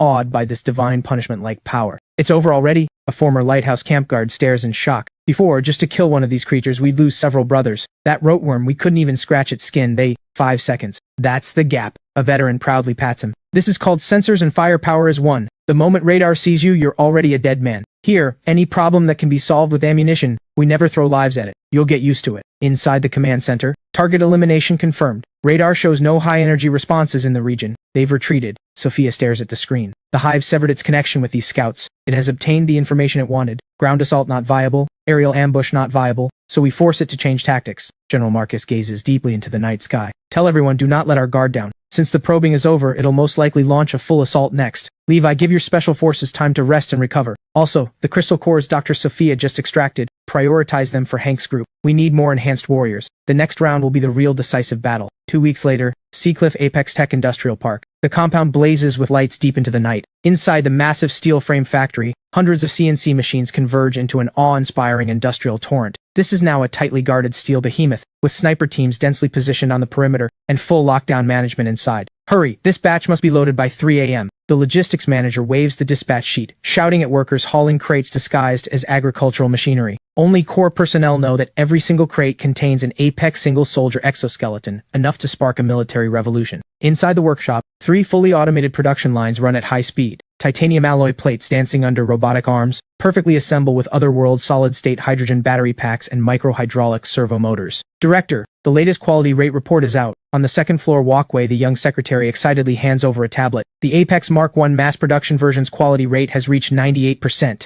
Daily output can now reach 50 units. This is a miracle in industrial history. 50 units. Daniel scans the report, his eyes grim. Not enough. The order from above is 200 completed units to that location within 3 days. This is an absolute order. 3 days? 200 units? The secretary gasps. That means we need to boost production by another 30%. The machines are already running at overload. Then add water cooling, add lubricant, people rest, machines don't. Daniel turns sharply. This is a top priority urgent order directly from the Central Military Commission. No one drops the ball on me. Every single exoskeleton must be perfect. Because they're not just machines, they're a warrior's second life. Yes, sir. Daniel turns his gaze back to the production line. A freshly assembled black mech is nimbly performing running and jumping motions. Go and create history. At 3:30 a.m., 5 heavy trucks, escorted by armored vehicles, leave the park, heading straight for Seacliff's abandoned underground parking lot. Inside Forward Base 1, the gate in the underground plaza glows with eerie blue light, supply crates stream through endlessly. Oh my god! Hank stares at the rows of silver-gray tactical mechs arranged neatly before him, his jaw dropping. From Levi's welded-together, prototype machine to these matte black tactical-coated, honeycomb-flexible armor-covered mass production units,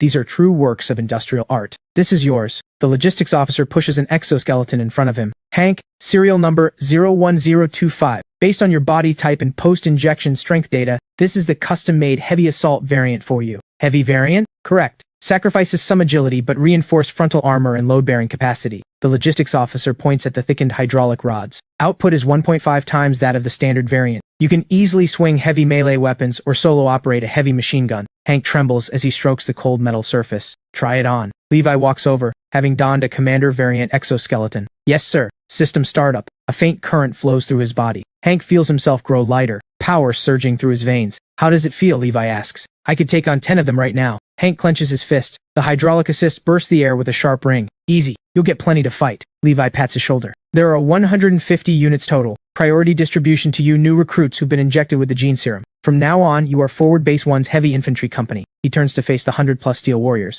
This gear is given to you by the organization. Wear it, and you're no longer wasteland wanderers. You are defenders of civilization. Behind us are over 2,000 unarmed civilians. Behind us is Forward Base 1. If we take one step back, they all die. Understood? Understood. Before the roar dies down, the piercing highest-level air raid alarm tears through overhead. Reporting! The radar station's voice trembles in terror. Long-range air search radar detects a massive aerial target cluster. Bearing 030, altitude 2,000, count exceeds 10,000. Repeat, count exceeds 10,000. Levi looks up at the monitoring screen. Tens of thousands of roteworms surge like a black tsunami, blotting out the stars. My god, are those storm clouds? Is this the main course you mentioned? Levi pulls down his visor. A flash of red light. All units, level 1 combat readiness. Heavy infantry company, follow me to the surface. Bring down those flying bastards. Inside the underground command center, dozens of LCD screens light up. Reporting. Long-range air warning radar detects large-scale anomalous signals. Bearing 030, distance 250 kilometers, altitude 3,000 meters, speed approximately 200 kilometers per hour. Levi quickly pulls up the battle map. Target count preliminary estimate exceeds 10,000. The operator's voice wavers for a moment. Confirmed as roteworm swarm 10,000 units.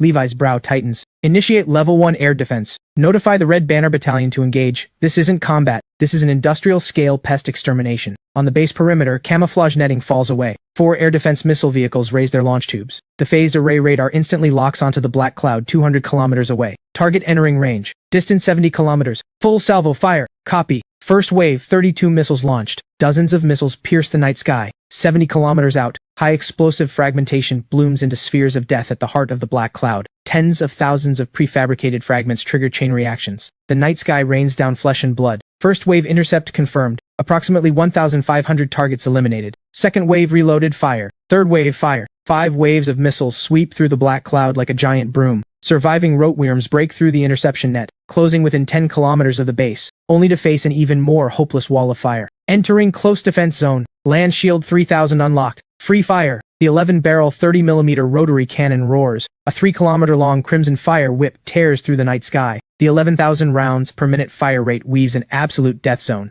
The roteworms that slip through don't even scream. They simply burst into mists of blood. Close defense zone cleared. No surviving targets confirmed. The entire process takes less than 10 minutes. 10,000 roteworms wiped out. On the ground, Hank watches the fireworks show in the sky, exchanging stunned glances. This is it? He strokes the chainsaw sword in his hand. I thought I'd get to stretch my muscles. This is modern warfare. Levi's tone is flat. No melee, no glory, only data and cleanup. To these low-tier mutants, they don't even deserve to see our faces. He turns toward the depths of the ruins. The real threat is still coming. Alert! The radar operator's voice suddenly trembles. High-energy target response detected. Target moving at extreme speed. It's flying at low altitude. Distance 5 kilometers from base, altitude below 50 meters. On the big screen, a massive purple light point bursts out from the shadows. It has been using low-altitude radar clutter and the rain of roteworm corpses as cover, not pulling up until 2 kilometers from the base. This is a premeditated strike. Land shield, lock onto it. The fire whip sweeps once again, but the 30mm armor-piercing rounds ripple across the target's surface, completely deflected by a thick layer of dark purple halo. Energy shield, Sophia exclaims. Based on Lighthouse Camp's research data, this is a special ability only Tier 3 mutants possess. They can convert crystal core energy into a biological force field, forming physical protection. Strength, extremely high. at least equivalent to 500 millimeters or more of composite armor. Under the searchlights, a wyvern king with a wingspan exceeding 15 meters reveals its true form. It tanks the land shield's firepower, tactical fury burning in its eyes, charging toward the base like a purple meteor. It's draining the shield's energy, but at this speed it could fully reach the base before the shield's depleted. Tank elevation insufficient. Can't lock on, Ryan roars over the channel. It's flying too high. Our main guns can't reach. I watch the approaching light point, a cold light flashing in my eyes. Easy, Ryan. Levi speak calmly over the public channel. Since missiles can't reach it, and cannons can't pierce it, he draw out the pre-designated engagement zone. Prepare to activate Interception Plan Bravo. Engage electromagnetic gravity trap. All ground personnel take cover immediately. Heavy infantry company, prepare to engage. Levi, get ready to work. Let it come. Levi locks onto the purple afterimage. Since it wants to play decapitation, we'll play with it to the end. Since it wants close combat, we'll grant its wish. Copy. Heavy infantry company in position. We'll be waiting in the base plaza. Levi responds calmly. Sophia, analyze its weak points. The shield's energy comes from the crystal core inside its body. If we can strike the crystal core directly or push energy consumption beyond replenishment rate, the shield will collapse instantly. Meaning, we need stronger firepower or more precise attacks. Theoretically, a 125mm tank gun's armor-piercing round should penetrate the shield, Sophia says. But the condition is, it must be on the ground, or low enough for the tank to aim. On the main screen. On the main screen, I draw a red circle, my gaze blazing. Since it wants to play decapitation, we'll play it to the end. The base's central plaza's hardened ground shatters instantly. The massive purple wyvern king descends. A violent hurricane scatters supply crates everywhere. It raises its head and unleashes a soul-shattering roar, its vertical purple pupils full of contempt and brutality. But the panicked flight it expected does not happen. The plaza falls dead silent. Cold searchlight beams lock onto it from every angle. Dozens of warriors clad in Apex Mark I exoskeletons slowly step out, wielding unsharpened heavy chainsaw swords or barbed grappling launchers. At the head, Levi rolls his hydraulic neck joints. Welcome to hell. The Wyvern King seems to understand the provocation. With a furious roar, its barbed tail swings down like a sonic hammer, breaking the sound barrier. Scatter! Levi roars. The hydraulic pumps burst into action, catapulting him several meters to the right. The giant tail carves a half-meter-deep trench in the reinforced concrete. Move! Don't let it take off. 4 special alloy steel cables shoot out like vipers, locking firmly into the bone gaps of the Wyvern King's wings, with 2 more wrapping around its hind legs. The Wyvern King thrashes wildly, beating its wings. Hold it! Hold it down for me! Hank roars. His exoskeleton's power surges to maximum, steel feet plowing sparks from the ground. 3 other warriors also pull hard on the cables. The combined force exceeds 5 tons, but against a Tier 3 Beast King, it's still not enough. The Wyvern King flaps violently, instantly yanking the 4 men off the ground. Damn it! The power gap is too large. This beast has at least tens of tons of thrust. Hank dangles in midair, gritting his teeth. Then let's turn up the heat. With a screech, Levi activates his chainsaw sword. Boosted by jet assist, he leaps up, charging like a cannonball at the unscaled soft underbelly of the Wyvern King. The Wyvern King opens its bloody maw, purple light glowing deep in its throat. Watch out, it's going to spit acid! Sophia screams over comms. Too late. Levi crosses his arms in defense and braces. Thick purple acid instantly engulfs him. White smoke billows from the armor. Alarms blare wildly. Warning! Armor integrity dropping to 60%. Warning! External sensors offline. Captain! Hank's eyes are bursting with tears. He releases one hand, bites open a high-explosive grenade pin, hurls it at the Wyvern King's head. Eat shit, you bastard! The grenade detonates in front of the Wyvern King. The flash and shockwave momentarily blind it, interrupting the acid spit. Levi crashes to the ground, yet rises stubbornly to his feet on the pockmarked exoskeleton. I'm fine, it's enraged. The chance is here. The Wyvern King goes berserk, folding its wings and charging like a heavy tank, trying to crush these insects into pulp. The earth trembles, but no one retreats, because the real king is about to make its entrance. From the shadows of the side hangar comes a low chambering sound, followed by the rumble of treads. The Tier 3 creature's instinct makes the Wyvern King halt abruptly. A cold, heavy steel behemoth rolls out of the shadows, the Type 99, a main battle tank. Its 125mm high-pressure smoothbore cannon, at a distance of less than 50 meters, points directly at the Wyvern King's head. I hear your shield is tough. I speak coldly over the comms channel. Armor-piercing round 1, load. The Wyvern King senses the terror of death, frantically channeling energy. The purple shield thickens twofold. Fire! The muzzle blast scatters debris. The fin-stabilized armor-piercing discarding sabot, with a muzzle velocity of 1,700 meters per second, exits the barrel. In the face of absolute kinetic energy, the purple shield that could block 30mm autocannon fire shatters like tissue paper. The round pierces clean through the Wyvern King's chest, blasting a clear hole front to back at the location of the crystal core. Purple blood and entrails spray everywhere. The residual kinetic energy plows a deep crater behind it. The Wyvern King freezes in place, purple light fading. Its massive corpse crashes to the ground. Holy crap, there's no problem a bigger gun can't solve. Dangling in midair, Hank swallows hard. Sophia exhales a long breath. I stand up in the command center. This is the sample we want. Notify the recovery team to extract the crystal core. That's our ticket to level 3. Also, Add 2 chicken legs to the heavy infantry company's midnight snack tonight. Yes, sir. After the smoke clears, Sophia, in a white biohazard suit, uses a high-frequency laser cutter to carefully extract a deep dark purple crystal from the charred flesh. Inside, it looks like a sealed nebula, energy pulses subtly warping the air. Radiation readings are very high, but the energy is extremely pure. Its energy density is at least 10 times that of a Tier 2 crystal core. If we can decode its structure, our solid-state hydrogen battery research will make a qualitative leap. I walk to her side, taking the lead-lined container. Good work, but its first mission isn't to be a battery, it's a key. Let's go. Let's see what door this key can open. The underground gate hall.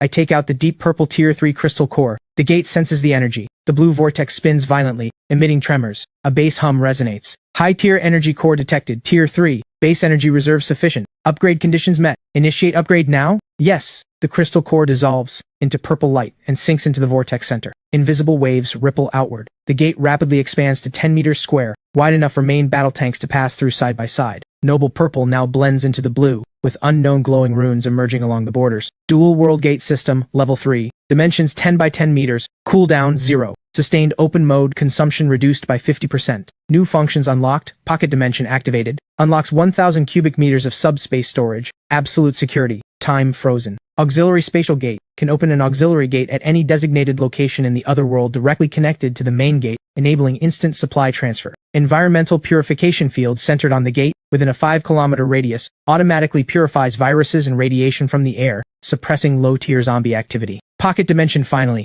I try storing and retrieving the lead container. The process takes less than a second. A personal arsenal that can store dozens of tanks at any time. This completely solves the logistical nightmare, but this is nothing compared to the strategic value of the second feature, auxiliary spatial gate. With it, I can directly open a portal right on top of any resource point. Ethan, look at this. Sophia stares at the detector in shock. Radiation levels around the gate are dropping rapidly, and virus concentration in the air is dropping too. This gate, it's purifying the environment. This is called environmental purification field. From today on, the 5 kilometers around Forward Base 1 is the only pure land on this wasteland. We can consider taking off our hazmat suits. I smile slightly. This is 100 times more efficient than Earth's best air purification towers. If the range could expand, that day will come. I cut her off, turning my eyes firmly toward the warriors behind me. Pass the order. Immediately expand the underground garage. We're going to welcome bigger guests. Since the gate is expanded, Earth's heavy engineering, machinery, and bigger weapons can come through too. Second, have the staff department redraft the combat plan. Our next objective is no longer simple perimeter sweeps. I tap the red zone in the northwest corner of the map. This is Crimson Stone Canyon. According to Lighthouse Camp's records, this place holds rich, rare earth mineral veins,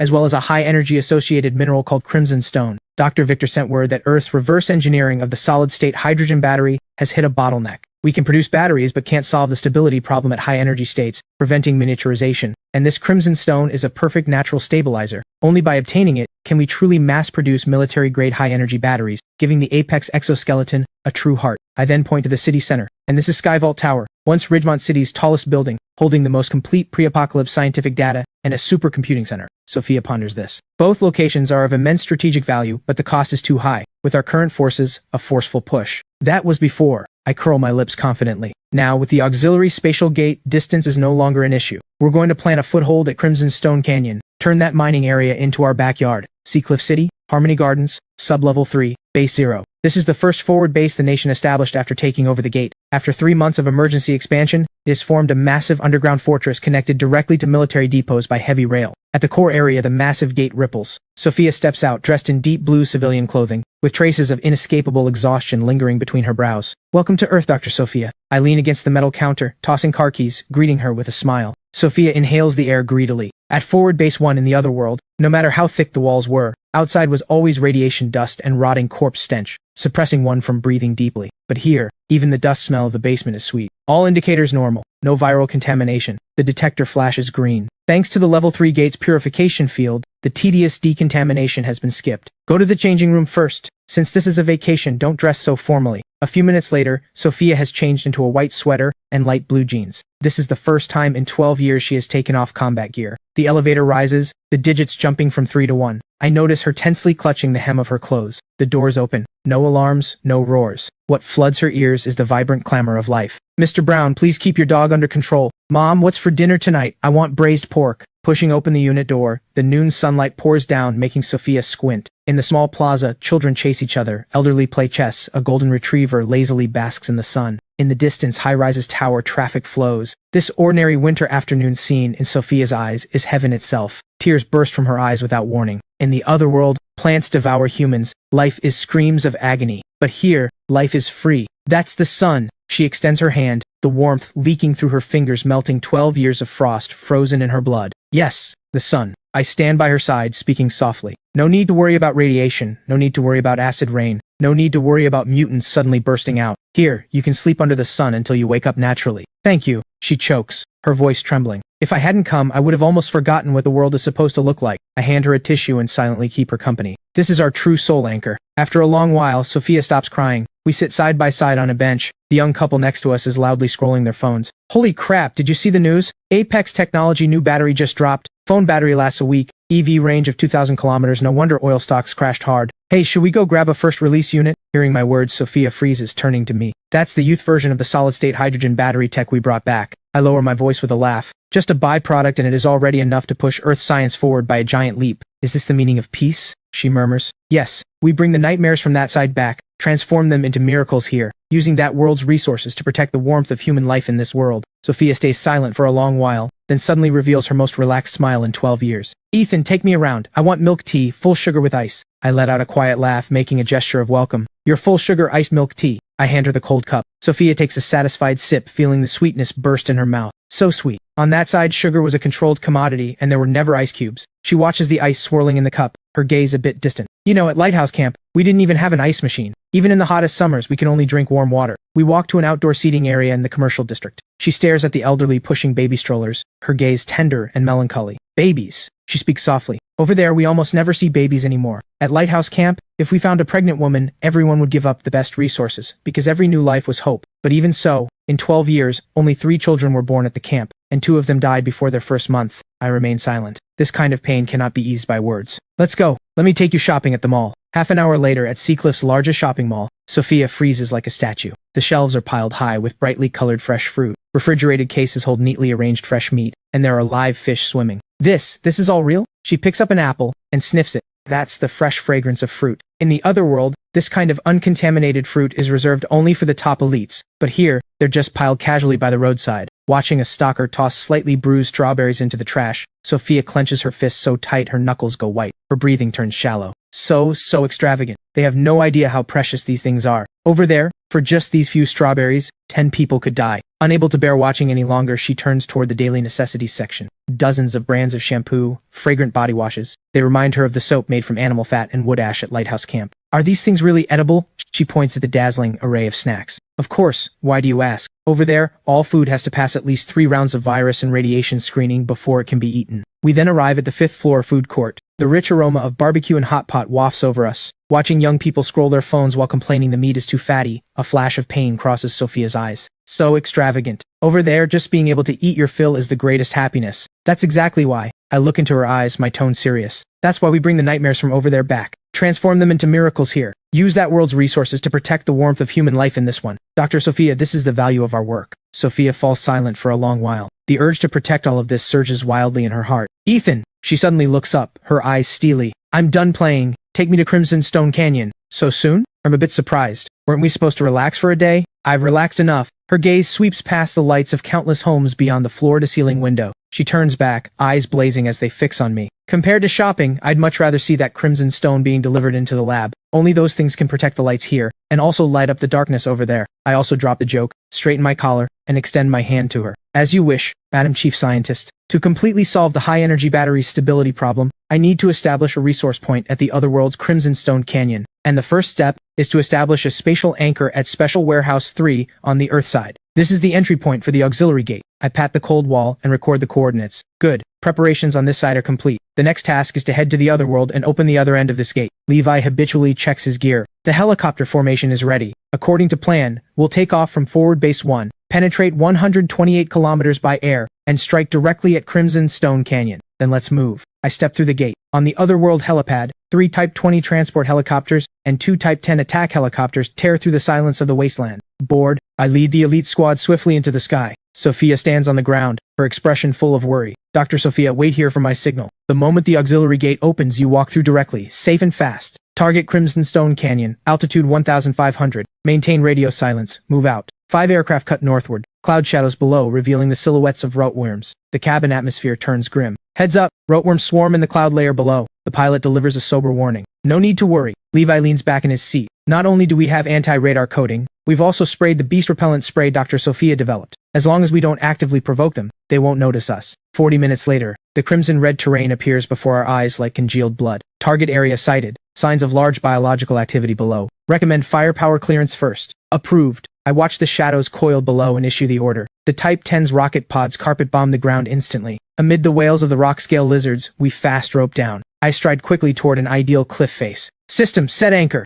A deep blue gate suddenly tears open on the otherworld wasteland. Behind it is Earth's brightly lit warehouse. Channel established. I wipe sweat from my brow. Captain Levi, bring the big ones through. The Type 99 and main battle tank's treads crush the crimson stone underfoot. In less than 5 minutes, the tank formation is in position, their dark cannon muzzles locked on the depths. Through the dust, several massive rock-scale lizards roar as they charge out, trying to defend their territory. Looks like the locals don't welcome us. I smirk coldly and step behind the armor. All vehicle crews, attention, free fire. The 125mm smoothbore cannon demonstrates absolute dominance. The lead lizard is instantly pulverized into flesh paste. The rest are utterly shredded in the metal storm of 30mm autocannon fire. Area secure. Dr. Sophia can come through now. Sophia steps through the gate and enters Crimson Stone Canyon. Watching the off-the-charts mineral readings, her breath quickens. Oh my god, the purity is even higher than I imagined. At this energy density, even if we don't use it for batteries, it's powerful enough to serve as high-energy explosives. With these not only batteries, we can even attempt to replicate the energy shield technology. We need to establish a sealed laboratory here as fast as possible. Black rain and radiation won't wait for us.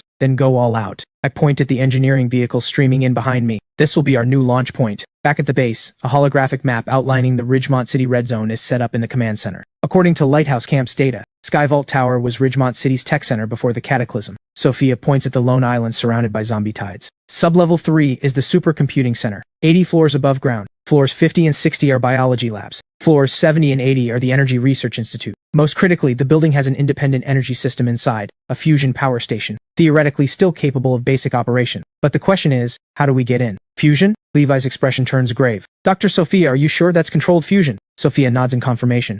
If we can get hold of that equipment's technical documents, Earth, then we absolutely have to get it, I say in a low voice. Facing a defensive line of several million zombies, a conventional assault is suicide. No frontal attack. Heavy battalion commander, Levi points at the industrial zone outside the base. We need a more direct method. And then, I press. Then, a blood and steel cold smile crosses Levi's face. Request authorization to deploy bombers from the airfield. Drop incendiary bombs. Burn the entire city center to ash. Then burn it all. Use napalm and white phosphorus. Turn the entire red zone into a sea of fire. But Skyvault Tower. Sophia frowns. The tower is reinforced concrete, and it has its own energy system. Theoretically, it can withstand high temperatures, and we don't need to burn the entire city, only carve out a safe corridor, then send ground forces into the tower. What about the flying mutants? That's why we'll establish air defense positions. Levi's finger traces across the map. This operation isn't a small-scale raid, it's a complete military operation. We're establishing our first true military base in the otherworld. How long will that take? Sophia asks. Engineer Walt, you tell her. General Marcus says. Based on drone reconnaissance, that industrial zone covers about 2 square kilometers. If we deploy 2 engineering battalions, using heavy machinery, we estimate 3 days to clear the area and level the runway. But that's the ideal scenario.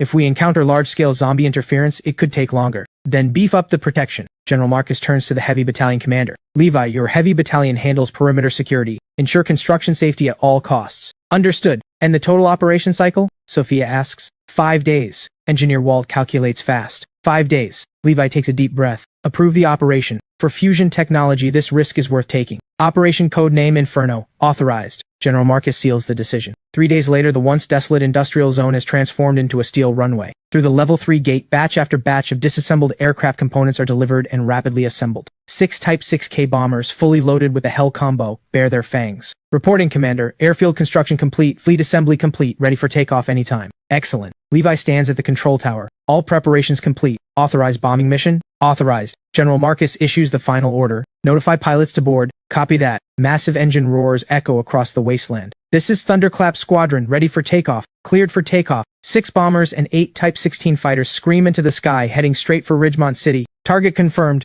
Ridgemont City Center, red zone. Suddenly intercepted in the air by roteworms. Heads up. Flying targets ahead, count approximately 30. Identified as roteworms, approaching our position. Copy. Escort formation, prepare to intercept. Don't let them near the bombers. Levi responds coldly. Understood. Targets locked. Prepare to fire. Long-range air-to-air missiles weave a net of death from beyond visual range. 2 minutes later, the threat vanishes into thin air. Threat eliminated. Resuming escort. Excellent. Entering target airspace. Begin bombing. Copy. Bombs away. Prepare to drop. Hundreds of napalm bombs rain down on the city like a storm. Through the thunderous explosions, the red zone transforms into molten lava. The blazing sea of fire and black smoke devours the heavens. Report. First wave bombing complete. Target area temperature risen to 800 degrees Celsius. Continue. Levi's tone is ice cold. Burn every zombie to ash. Wave after wave of carpet bombing continues for an entire day. By dusk, the demon's nest that once housed millions of zombies has become scorched earth. Reporting, Commander. Target area cleared. Estimated zombie survival rate below 1%. Excellent. General Marcus stares at the screen.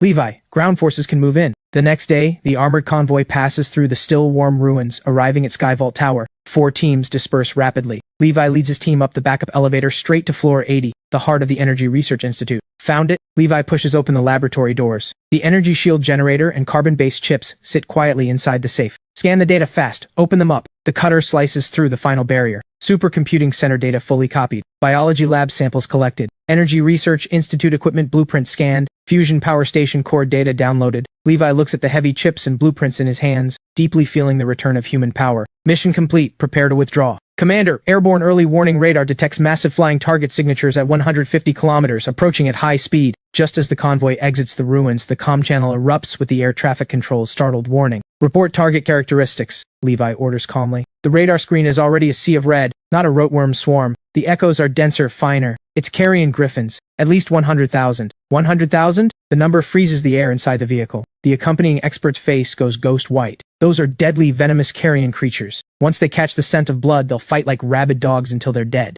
How much ammunition does the Type 16 formation have left? Levi asks. Ammunition depleted. Convoy distance 12 kilometers, 15 minutes at full speed. Contact estimated in 8 minutes. 7 minutes of time difference. Enough to seal a death sentence. Missiles or not, they're dead. Levi's eyes turn vicious. Type 16 formation execute sheepdog tactic. They're beasts, not an army, Levi says coldly. Since they're beasts, they'll fear thunder. 10,000 meters in the sky, 8 fighters dive sharply. All aircraft attention, engage afterburners, supersonic flyby. A terrifying sonic boom crashes down like heavenly thunder. The supersonic shockwave shatters the internal organs of the lead carrion griffins. The charging formation of 100,000 beasts collapses instantly. Beautifully done. The Ground Air Defense Battalion commander pumps his fist, but this only buys time. After a brief moment of chaos, the swarm once again locks onto the convoy on bloodthirsty instinct. Convoy, full speed ahead, forget formation. Levi grips the handrail tightly, issuing orders. Distance 100 kilometers, entering optimal interception range of HQ-16 Phi. First salvo, fire. 24 missiles detonate in midair at the heart of the black cloud.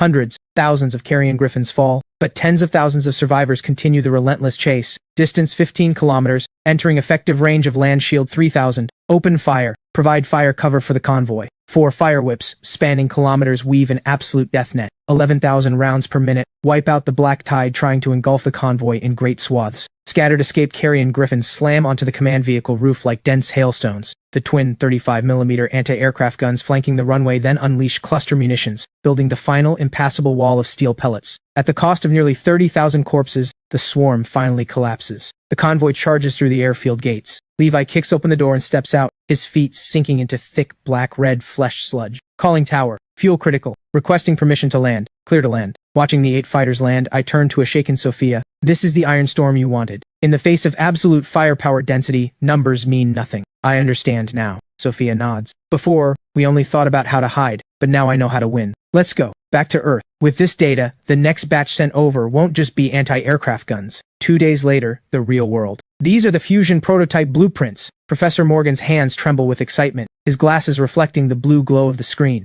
Not just blueprints, complete experimental data and core material formula too. I point at the data stream. With these we can build the first operational miniature fusion reactor within 3 months. 3 months? Professor Morgan removes his glasses, wiping his eyes. At our original pace, we'd need at least 30 more years. Ethan, you've brought a future back to the nation. This means we will completely break free from the shackles of energy. Means our industrial capacity will see explosive growth. Means we'll hold the absolute trump card in international competition. You're being too kind, Professor Morgan. This is just the beginning. Next we have carbon-based chips, the urban AI system. These technologies will completely transform our industrial system. The nation has already established Project Flint as a special task force, with me personally heading it, mobilizing the nation's finest talent to tackle these technologies. Whether you lack people, money, or equipment, just say the word. The nation backs you fully. What's still in shortest supply is Crimson Stone, I say thoughtfully. Solid-state hydrogen battery technology upgrades, and the high-energy weapons we may develop in the future, all depend on this high-energy stabilizer. We've opened the route to Crimson Stone Canyon, but extraction can't keep up. Don't worry about that. Professor Morgan says with full confidence. Engineering Corps troops have already moved in. The top brass issued an absolute order. Even if we have to dig that entire mountain hollow, the raw material supply must be guaranteed. I nod and look out the window. The industrial park has become a massive construction site. The nation's war machine is running at full speed for the total assault on another world.